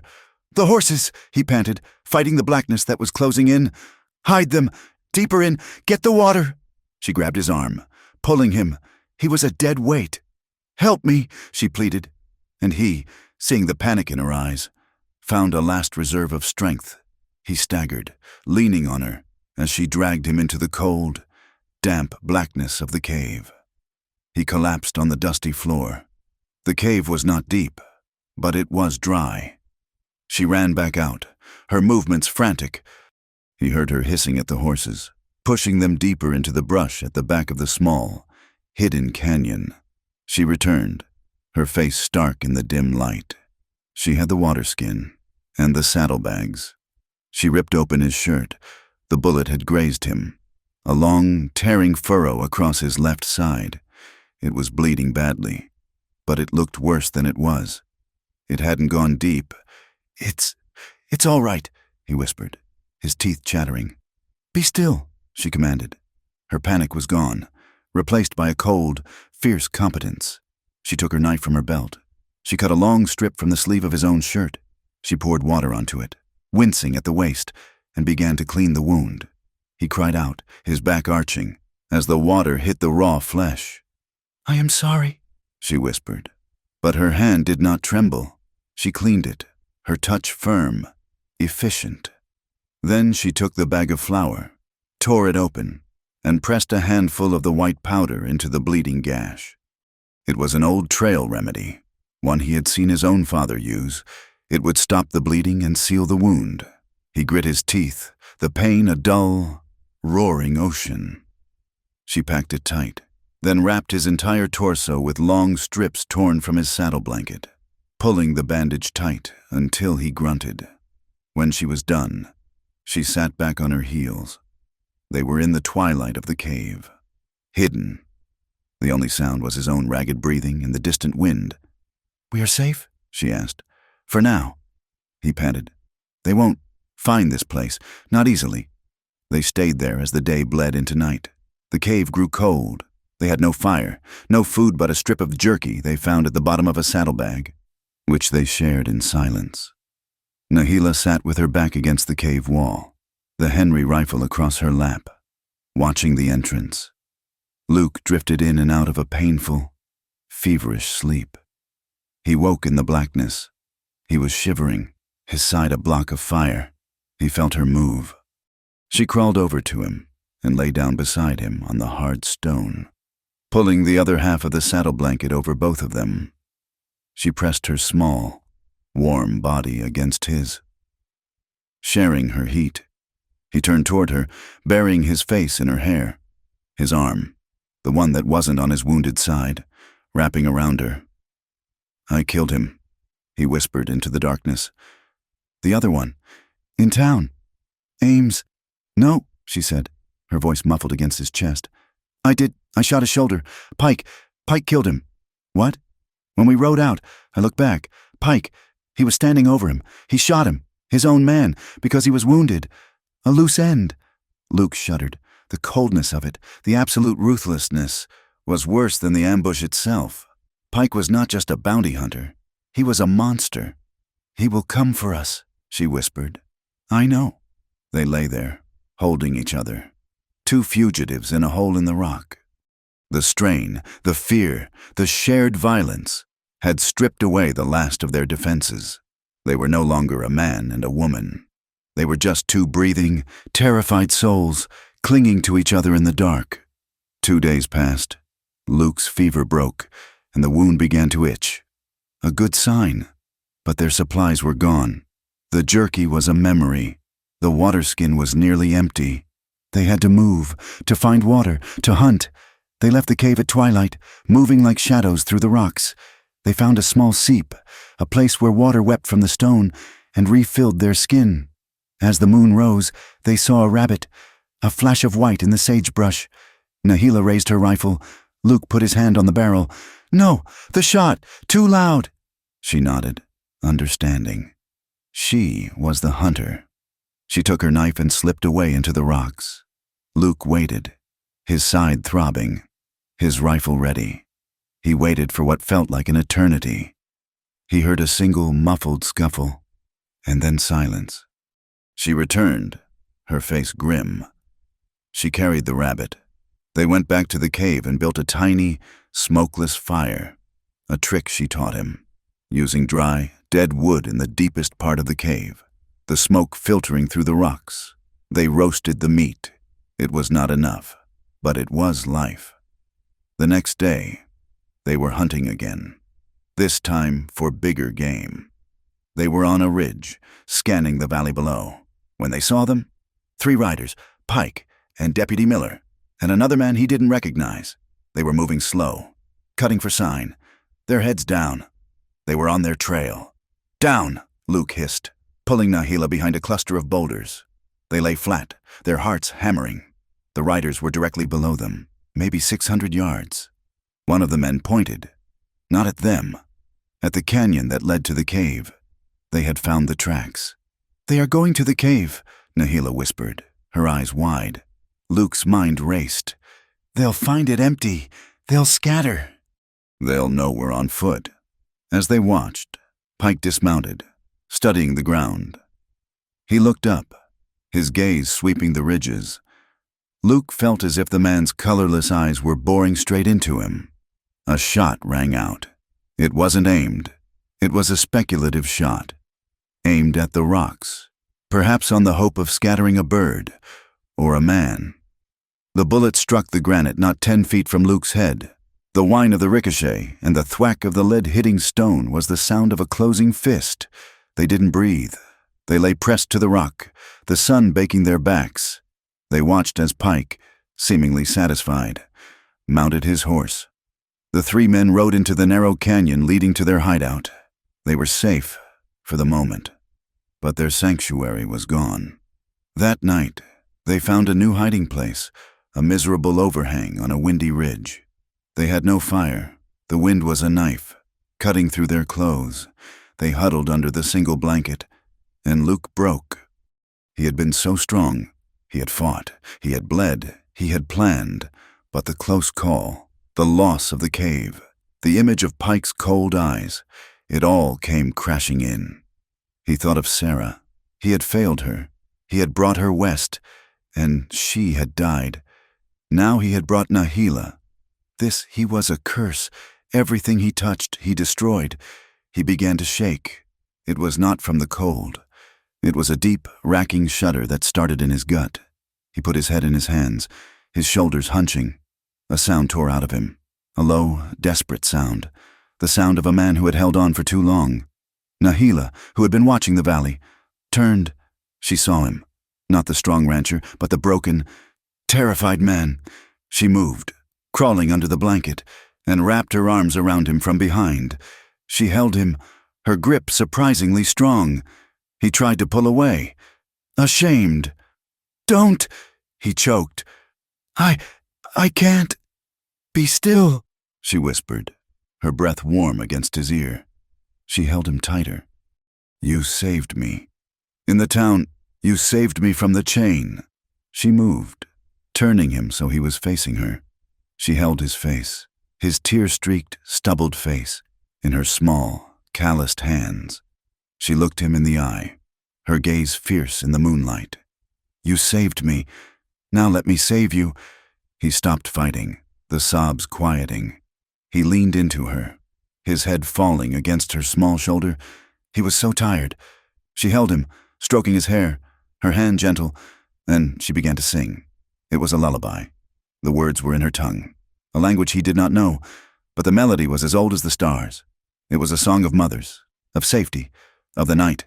It was a song of home. It was the most beautiful and most painful sound he had ever heard. He listened, the sound washing over him, cleaning the pain, the guilt, the fear. He was a child again, safe in a world that had not yet broken. He held on to her, his fingers gripping her shirt, as if she were the only solid thing on earth. And in the depths of that night, held by a woman he barely knew, he whispered the name of the woman he had lost, the name that was a scar on his heart. "Sarah." He set it into her shoulder, a confession, a release. Nahila heard it. She did not flinch. She did not pull away. She knew that name. It was the name of the ghost that lived in his house, the ghost that sat at his table. And she was not afraid of it. She accepted it. She accepted all of him, his past, his pain, his loss. She simply held him tighter and continued to sing her mother's song, singing for him, for herself, and for the wife he had lost. The next morning, they woke to a cold, clear dawn. The posse was gone. Having scattered to search the wider ridges, the fear was still there, a metallic taste in their mouths. But something else was there, too. They had survived the night. They had survived each other's deepest wounds. Luke looked at her. Her hair was tangled, her face smudged with dirt. He had never seen anything more beautiful. The desire that rose in him was different from before. It was not the desperate, raw need of their first night. It was a fierce, bright, and urgent claiming of life. It was a defiance. He touched her face, his thumb tracing the line of her cheekbone. Nahila. She met his gaze, and in her eyes, he saw the same fire. She leaned into his touch, the need in their bodies, the simple, profound, human need to be close, to affirm life in the face of death, overtook the pain. He kissed her, and in the cold morning light, on a hard bed of stone, they made love. It was not tender. It was wild, intense, and desperate. It was a pledge. It was a promise that they would not be broken.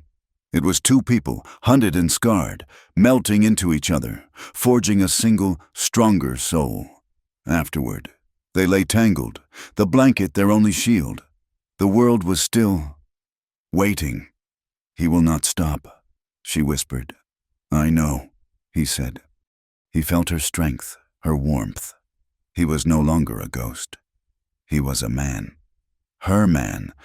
"We can't run forever." "No," she said. "We cannot." "We go back," he said, the decision forming, hard and clear as the rock beneath them. "We stop running. We go back and we end this." She looked at him, and a slow, fierce smile touched her lips. She nodded. Together, he kissed her again. A hard, quick kiss, a vow. They would reclaim their future, or they would be buried in it, but they would do it together. Running was a slow death. It was a life of cold caves, empty bellies, and constantly looking over your shoulder. It was the life of a coyote. Not a man.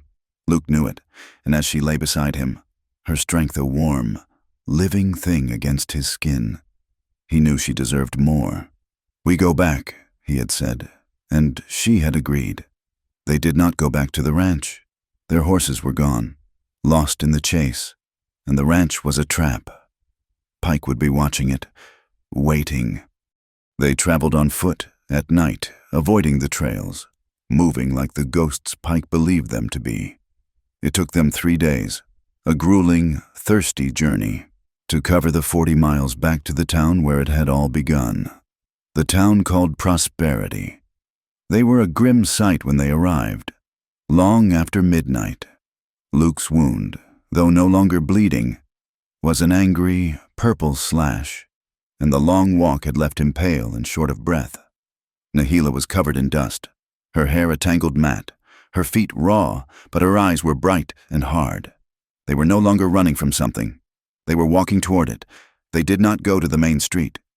Luke led them through the alleyways, to a small, dark house at the edge of the settlement, set back from the others.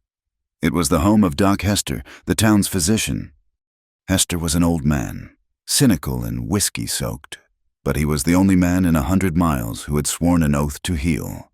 And Luke knew, from a bad break in his leg 5 years prior, that Hester was a man who, beneath his grumbling, hated cruelty more than he loved profit.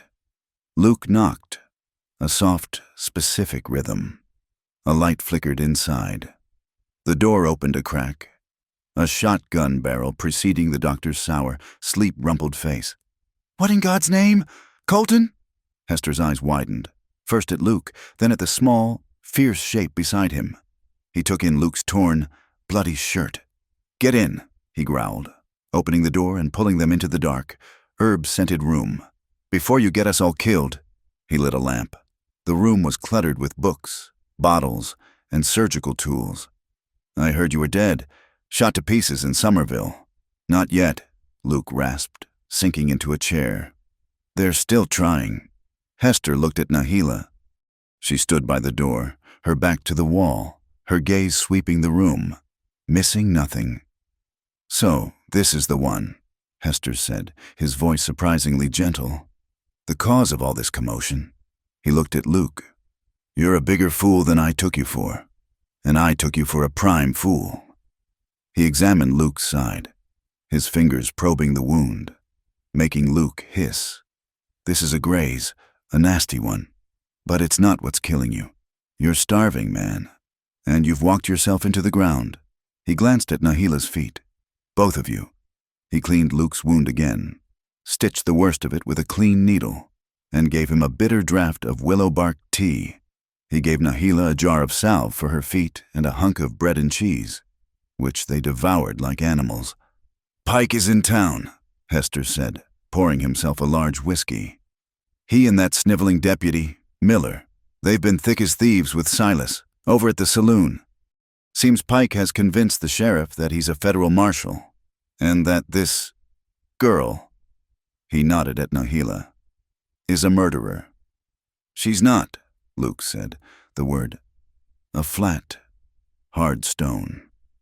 "Doesn't matter what she is," Hester said. "It matters what they say she is." Pike's offered half the reward money to the town, bribed the sheriff, bought the loyalty of every drifter in the saloon. They're all on his side. They're just waiting for you to show your face. You walked right into the spider's web. Son, we're not running anymore, Luke said. He looked at Nahila. Her face was calm. Then you're planning to die? Hester sighed, draining his glass. What a waste. We're planning to live, Luke said. Silas, he's the one. He's the one who lied. He's the one who sold her. And you think you can just walk in there and make him tell the truth?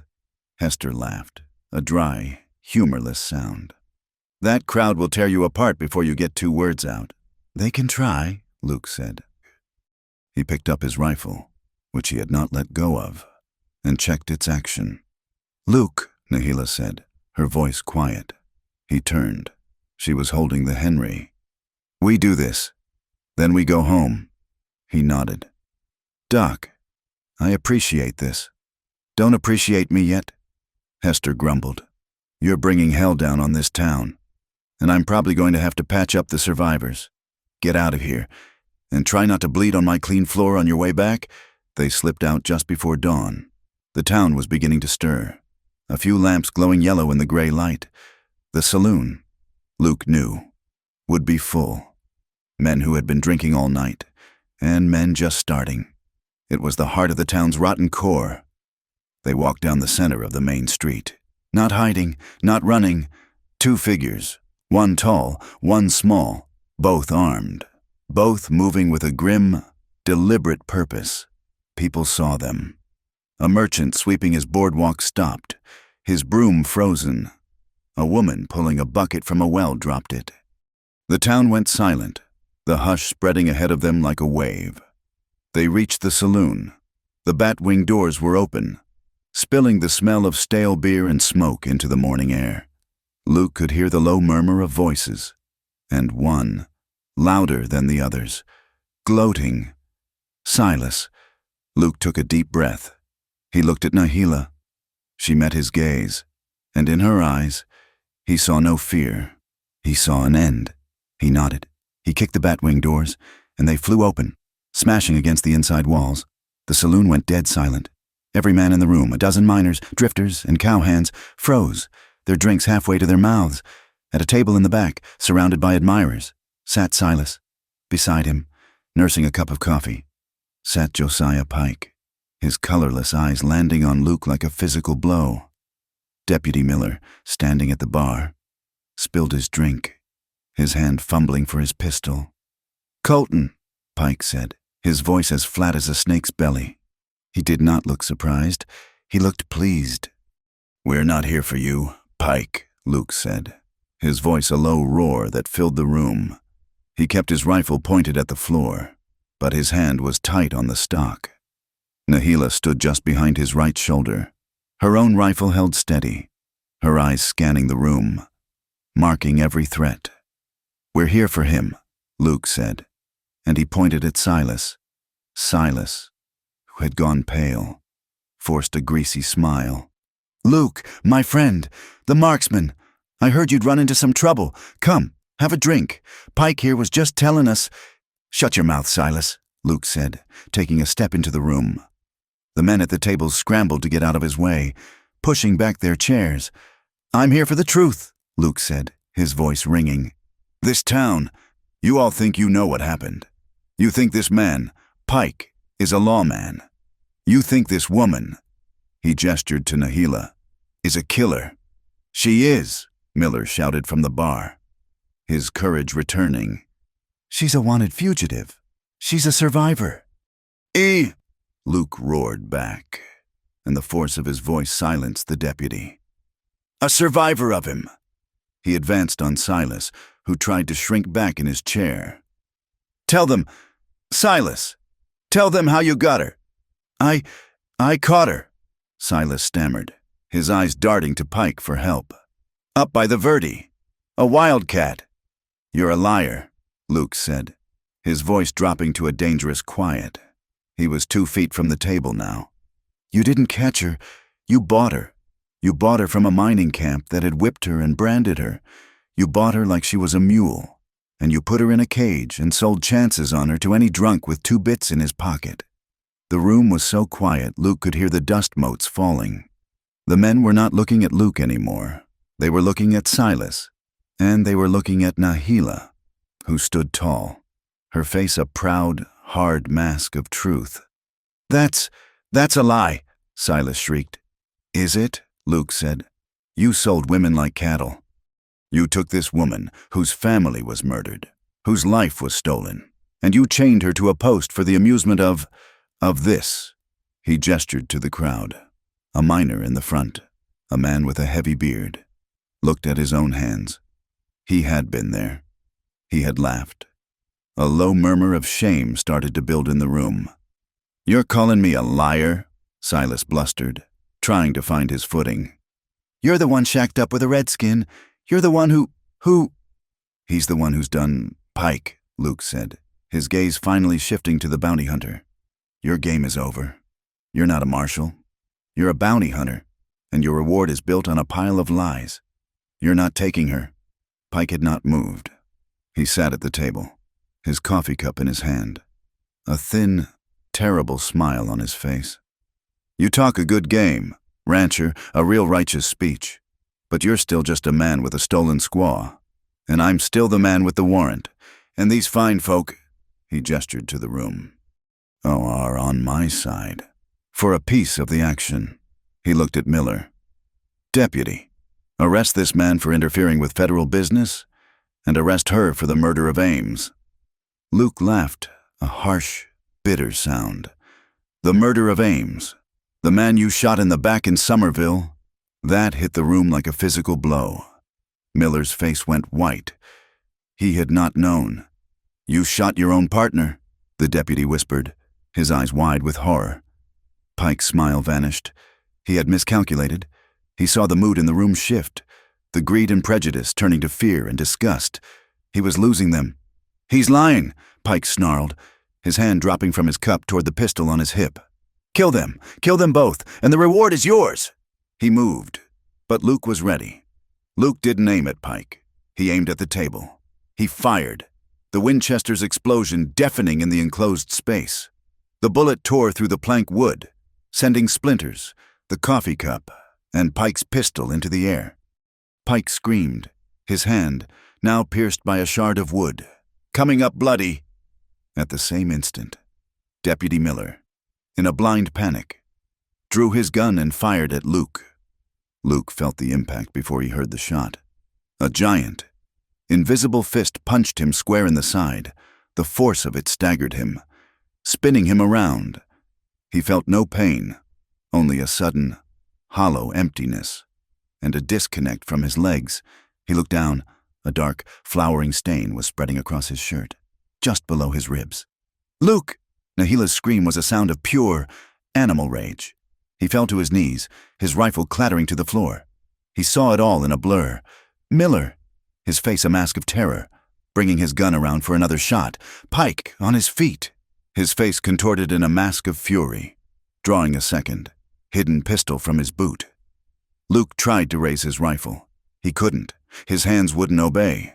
He was going to die, here, on this filthy floor. Then, Nahila moved. She had been standing still, a statue of vengeance. She did not fire at Miller. She fired at Pike. The Henry rifle cracked. Pike, who was just bringing his boot gun up, stopped. He looked down at his chest, a small, dark hole appearing in the center of his vest. He looked up at Nahila, his colorless eyes wide with a final, profound surprise. Then he fell backward, crashing over the table, dead before he hit the floor. In that same second, before Miller could process what had happened, Luke, with the last of his strength, lunged from his knees, grabbed his fallen pistol from his belt, and threw it across the floor. "Doc!" he yelled. The saloon doors burst open again, and Doc Hester stormed in, not with a medical bag, but with the double-barreled shotgun he had shown Luke earlier. He was not alone. Behind him were half a dozen townsfolk, the merchant, the blacksmith, the woman from the well, all armed with whatever they had. They had heard the shot. They had seen Luke and Nahila walk to their fate, and some small, decent part of them had refused to let it happen. Deputy Miller found himself staring down the twin barrels of Hester's shotgun. "Drop it, you murdering coward!" Hester growled. Miller's gun fell from his numb fingers. The standoff was over. Luke crumpled the rest of the way, falling onto his side. The pain arrived, a tidal wave of fire that consumed him. "Luke!" Nahila was beside him in an instant, dropping her rifle, her hands on his face. "Luke, stay, stay!" Her hands were shaking. She looked at them, at the rifle she had dropped. Her first kill, her first justice. Her eyes were steady, clear, and absolutely terrifying. "Get him out of here!" Hester roared, taking charge. "You two, grab that door off its hinges. We'll use it as a stretcher. Get him to my house, now!" The town, which had been frozen in shame, now burst into action. Men who had been ready to watch a lynching now scrambled to help. They lifted Luke, his face pale as ash. He looked at Nahila, his vision blurring. You, he whispered. "I am here," she said, her hand gripping his, her knuckles white. "I am here." He blacked out. He woke to the smell of laudanum and the sharp, clean scent of Nahila. He was in Doc Hester's spare bed. It was night. A lamp burned low. Nahila was sitting in a chair beside him, her head bowed, asleep. Her hand was on his, her fingers laced through his. He tried to move. A bolt of agony shot through his side, and he gasped. Her eyes snapped open. "Luke, the bullet," he managed.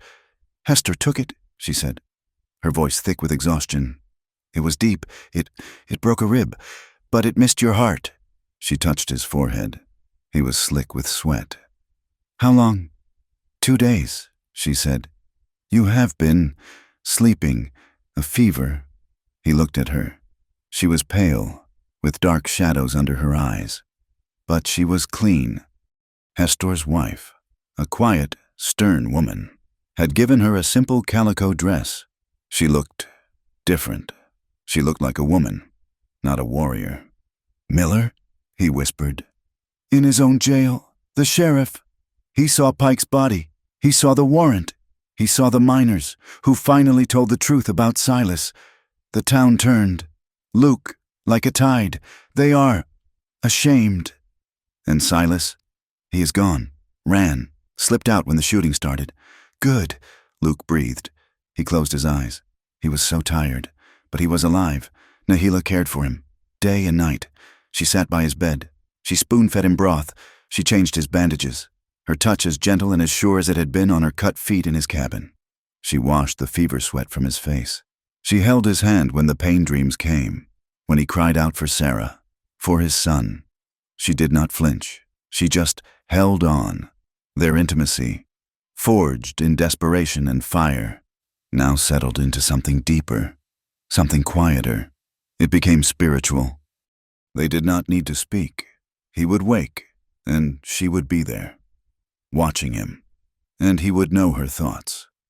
She would see the pain cross his face, and she would have the medicine ready.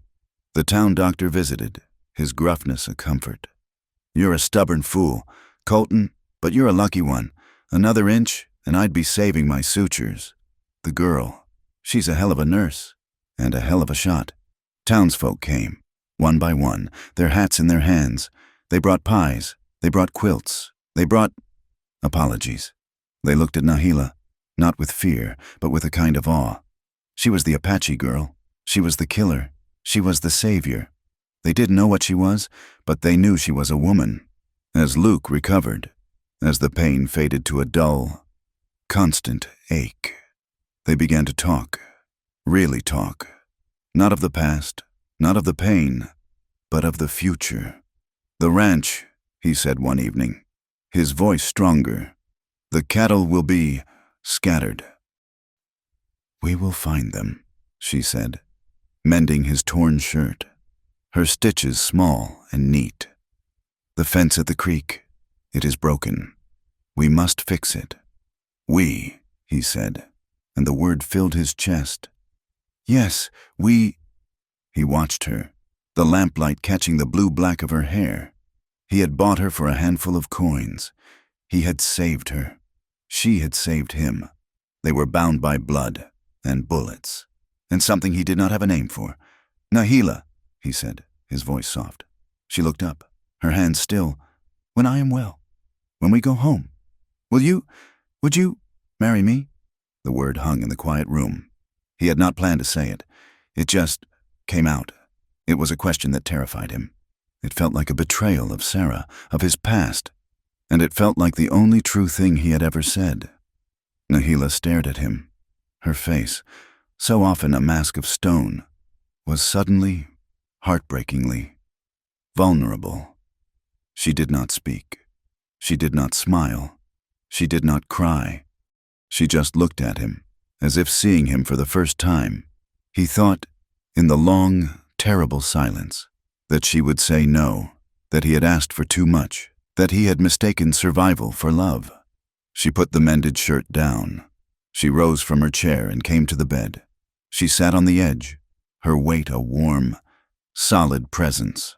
She did not answer his question. Instead, she took his hand, the one that was not scarred, the one that was not calloused, his left hand, and she lifted it. She pressed his palm flat against her chest, against the simple calico dress, against her heart.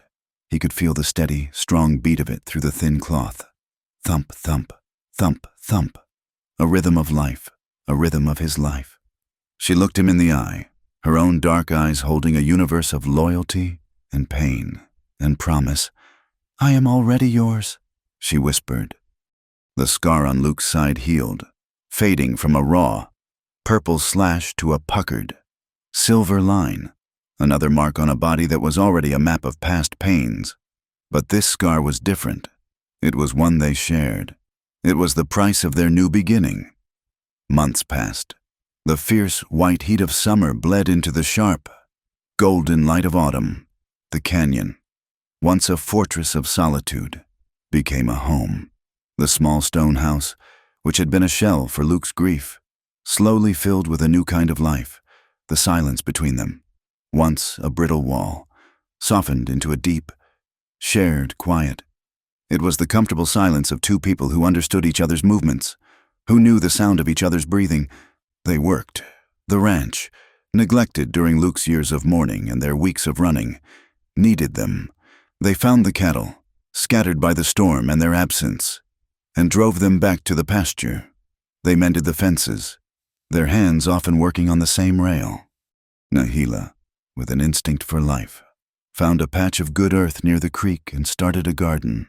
She planted the herbs and roots she had gathered in the wild, her hands working the soil, bringing her own small piece of the world to this rocky canyon.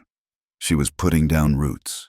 He watched her, this woman who had been a chained prize, now kneeling in the dirt, tending to a sprig of wild onion.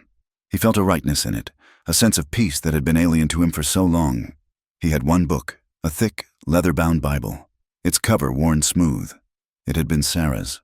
For 3 years, it had sat on a shelf, a monument to a life he had lost. One night, by the fire, he took it down. His hands were shaking. He had not opened it since the ambush. Nahila looked up from the rabbit skin she was scraping. He opened the book, his throat thick. He turned, not to the Gospels, but to the front, where the pages were blank, save for 2 names and 2 dates. Sarah Colton, born. Jacob Colton, born. He touched the faded ink, his calloused finger tracing the letters. He looked at Nahila. I can teach you, he said, his voice rough. The words, English. She put her work down and came to sit on the floor by his knee. She looked at the strange, black marks on the page. And so, their lessons began. He would point, his large finger dwarfing the text. A, he would say. And she, her voice soft, would repeat it. A. She was a quick study. Her mind, sharp and observant, soaked up the new language. The shapes became words, and the words became sentences. Within weeks, she could piece together the simple commands and names in the book. She could read horse and water and bread, and she could read Luke. In return, she taught him. She gave him words from her own lost tongue. She would point to the sky. Yeah, she would touch the water in the creek. 2. She pointed to the stone house, and then to her heart. Goga, she said. Home. Their nights were a quiet comfort. The raw, desperate passion of their first encounters, born of fear and a need to defy death, had settled. Now, it was a slow, nightly turning to each other. A simple, profound act of seeking warmth and reassurance in the dark. It was the graze of his hand on her hip, her head finding the natural hollow of his shoulder. They were 2 scarred, solitary people who had, against all odds, found a place to rest. Late in the autumn, a great storm rolled in from the north. It was not like the summer deluge, full of fire and sudden violence. This was a cold, 3-day rain, a river falling from the sky. The creek, their lifeblood, swelled. It turned from a clear, gentle stream into a churning, muddy, brown torrent. Luke stood on the porch, watching the water rise, a deep unease in his gut. The small, sturdy bridge he had built years ago, the one that crossed the creek to his best pasture, was straining. The water was tearing at its supports. On the 3rd morning, the rain stopped. The world was washed clean and eerily quiet.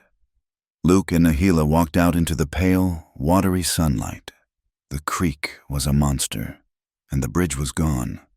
Not just damaged, gone, torn from its moorings. The heavy logs scattered downstream like twigs. Luke stood at the bank, at the muddy, gouged-out wound in the earth. He felt a disproportionate sense of loss. It was just a bridge, but it was his. It was his way across. Now, his cattle were cut off from their best grazing, and he was cut off from half his land. I will have to move the herd, he said, his voice flat. Take them the long way out around, up the canyon mouth. It will take a week. Nahila looked at the raging water. She looked at the scattered logs. Then she looked at him. Or, she said, we build a new one. He stared at her. That's 2 weeks' work. For one man. 2, she said, simply. And so, they began. It was the hardest work he had ever done. His side, though healed, ached with the strain. They had to haul new logs down from the high country. Using his one remaining horse, they had to fight the mud, which sucked at their boots. They had to set new foundation stones in the wet, unstable bank. He would cut, and she would haul. He would lift, and she would steady. They worked from sunup to sundown, their bodies aching, their hands raw. They said little. They didn't need to. They moved as one, anticipating each other's needs, a shared rhythm of labor. He saw her, her small frame straining to roll a log, her face set in a mask of pure, stubborn will, and he felt a love so fierce it almost frightened him. After 10 days, it was done. The new bridge was wider, stronger, its foundations set deeper. It was a rough, ugly thing, but it was solid. They stood on it. In the center, the water, now calmer, rushing beneath their feet.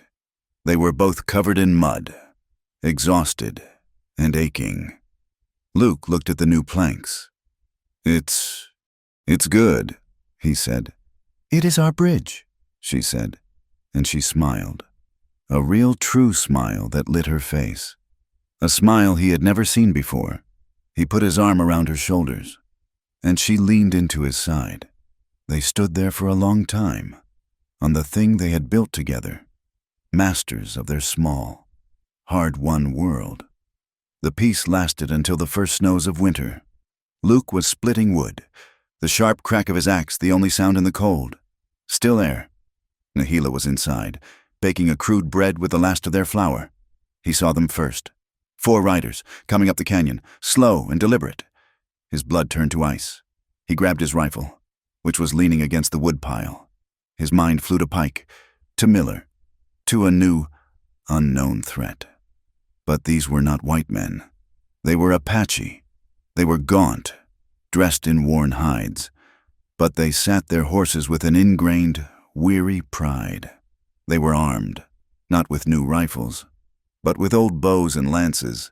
They looked like ghosts. He raised his rifle, his heart hammering. "Nahila!" he called, his voice sharp with warning. The door of the house flew open. Nahila stood there, her hands white with flour. She looked at the riders. She froze. The riders stopped. 20 yards from the woodpile. They stared at her. One of them, a tall, scarred man who seemed to be the leader, raised his hand, palm out. Nahila took one hesitant step off the porch, and then another. She was staring at the second rider, a smaller figure, wrapped in a worn buffalo robe. "Nahila?" The word was a breath, a whisper, spoken in her own tongue. The smaller rider slid from the horse. The robe fell away. It was a young woman, not much older than Nahila, with the same high cheekbones, the same dark, deep-set eyes. Nahila's hands flew to her mouth. A sound came out of her, a sound Luke had never heard, a sound from before he knew her. It was a sound of disbelief, of agony, and of a sudden, impossible joy.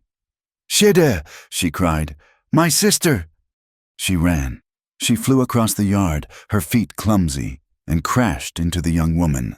They fell to their knees, clinging to each other, a torrent of Apache pouring from them, a flood of words, of sobs, of keening cries. Her sister was alive. Luke stood by the woodpile, his rifle lowering, his hand limp. He was an outsider. He watched as the other riders dismounted, as they gathered around the 2 women, their faces, so hard and stoic, softening with a shared, profound emotion. He was watching her be reclaimed. He was watching her, his Nahila, the woman who had put her hand on his heart, be returned to her people, to her past, to herself. And he felt a cold, terrible loneliness, a loss so profound it eclipsed the pain of his bullet wound, the grief for his lost wife. He was losing her. They stayed for 2 days. Their leader, the scarred man, was named Kale. He spoke some English. He was Nahila's uncle. The girl, her sister, was Tala. They were survivors. The last remnants of their band, starved and hunted, who had been hiding in the mountains for a year. They had been tracking a stolen horse when they'd heard rumors, in a trading post far to the south, of an Apache woman living with a white rancher, a woman who had fought bounty hunters in a saloon. They had come, not expecting to find their lost kin. The first night, the stone house was full. Nahila and Tala sat by the fire, their hands locked, never letting go. They talked all night, their voices rising and falling in the soft, liquid flow of their language. They were catching up on a lifetime of pain. Kale told his story. Their village burned, their people scattered, the long, hard winter that had taken so many. Luke sat in his chair, a stranger in his own home. He provided food, all he had. Kale thanked him, his eyes respectful but wary. He looked at Luke, and then at Nahila. He saw the single cot in the main room and the smaller cot in the spare room, which was now filled with Nahila's herbs. He saw the way Luke looked at her. He understood. "You saved her," Kale said to Luke, his voice low. "You fought for her. The people are in your debt." She... Luke stumbled. I did nothing. You gave her a home, Cale said, and his gaze was heavy. Now we have come to give her one. 2. On the second day, Cale came to Luke, who was pretending to mend tack in the barn. We leave at dusk, Cale said. We go to a hidden place in the high mountains, a place the the white men, do not know. It is safe. There are others there. What is left of our band, she, Nahila. She belongs with us. She is one of us. It is her blood. Luke's hands stilled on the leather. He nodded, his throat too thick to speak. She is torn, Cale said, his voice softening. She has a place here, with you. He looked around the clean, well-tended barn. You are a good man, not like the others, but this is not her world. Her sister is here, her blood. Let her go. Inda, do not make her choice harder. Do not hold her. I won't, Luke said, his voice a hoarse whisper. I would not be a chain, not ever. Cale nodded, a deep, respectful acknowledgement. You are a man of honor. Luke felt his heart breaking. He had won her freedom, only to lose her to it. He went to find her. She was not in the house. She was with her sister, down by the new bridge, showing her the garden. He watched them from a distance. They were laughing. Nahila was laughing, a light, girlish sound he had never heard. He went back to the house. He took a leather sack. He put food in it, jerky, the last of the bread, a pouch of salt. He put in his spare blanket. He put in a small bag of cartridges for the Henry rifle. He was packing for her journey. He was preparing to let her go. She came to him as the sun was beginning to touch the canyon rim, turning the sky a familiar, bloody orange. He was standing by the corral, the packed sack at his feet. Her kin were by the barn, saddling their horses. She stood before him. Her face was a mask of turmoil. She was no longer his. She was no longer just herself. She was a sister, a niece, one of the people. They are waiting, she said, her voice barely a whisper. He nodded. He could not look at her. He pointed to the sack. I packed food for the ride. She looked at the sack, and she looked at his face, at the lines of pain etched around his mouth. You should go, he said, the words tearing him apart. Tala, she is your sister. They are your people. It's where you belong. She was quiet for a long time, the silence stretching, filled only by the wind starting to rise, and the jingle of a horse's harness from the barn. Luke, she said. He finally met her eyes. They were wet. For 3 days, she said, her voice trembling. I have spoken my tongue. I have held my sister. I have remembered my mother's face.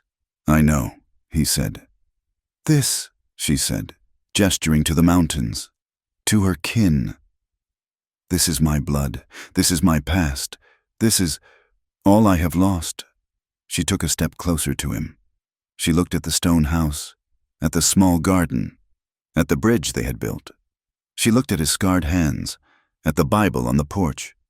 She reached out and put her hand on his chest, on his heart, just as she had in the doctor's house. He could feel the warmth of her palm through his shirt. They are my past, she whispered, her eyes holding his. But you are my future. He stopped breathing. The world stopped. He stared at her, unable to comprehend. What are you saying? I am saying, she said, and her voice was strong now, the tears gone, that my sister, she is alive. She will be safe. But my life, it is here, Gogi, home. He let out a breath he didn't know he was holding, a ragged, shuddering sound. He grabbed her. He pulled her against him, his arms crushing her, burying his face in her hair, breathing in her scent of sage and wood smoke. Nahila, he whispered, his voice broken with a relief so profound it was almost painful. Don't leave me.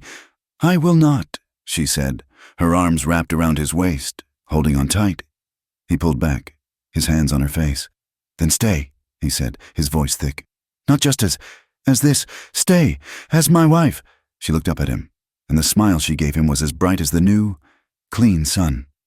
I am already yours, she said. They went to her uncle. She spoke to him in their language. Cale listened, his face stern, his gaze moving from her to Luke and back. He looked at Tala, who was weeping silently. He looked at the strong, solid ranch Luke had built. Cale turned to Luke. She has chosen, he said. She will stay. He paused. She has been one. Alone, now. You will be two. You will be her people. You will be her tribe. You must be strong enough. I will, Luke said. Tala ran to her sister, and they held each other one last time, a desperate, tearful farewell. Cale gave Nahila a small pouch. So you do not forget, he said. Then they mounted, and, as silently as they had come, they rode away, down the canyon. Nahila and Luke stood, side by side, and watched them until they were just 4 small specks in the twilight, until they were gone. Nahila leaned her head on his shoulder. He put his arm around her. The ranch was silent again, but it was not empty. That night, they were married. There was no priest. There were no papers, no laws, no town. There was just the creek, and the stars, and the new bridge they had built. They stood on the bridge, the water rushing beneath them. A cleansing sound. The moon was high, a perfect silver coin, bathing the canyon in pale light. Luke took her hands. I have no words, he stammered. I am not a man of speeches. He looked at her face, so beautiful in the moonlight. I was a dead man. Nahila, for 3 years. You brought me back. You are my life. I will protect you. I will honor you. I will be your home. Always. Nahila's eyes shined. She reached into the pouch her uncle had given her. It was not food. It was beads. Small, fire-colored beads, and a strip of soft, white deerskin. She took from her own pocket a small, intricate bracelet, one he had not seen, one she must have been making in secret for weeks. It was made of tiny, carved pieces of juniper wood and the bright, fire-colored beads, all woven onto the deerskin lace. In my tribe, she whispered. When 2 souls join, they are bound. This is the bond. She took his left wrist. She tied the bracelet on.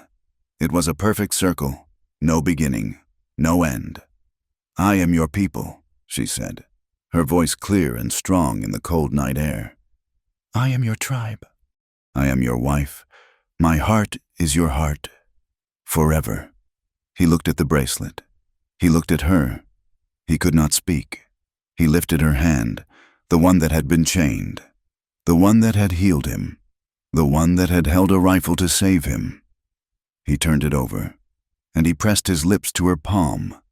A long, low wind whispered down from the high cliffs, rustling through the pines. It was the only witness. It was the only amen they needed. Thank you for listening to this story from our past. Hear it from Wild West. We believe these old tales still have a lot to tell us. We'd love to know where you're listening from. So please drop a comment and let us know. If you enjoyed Luke and Nahila's journey, please consider subscribing to From Wild West for more stories like this one. We welcome all your thoughts and reflections in English in the comments below.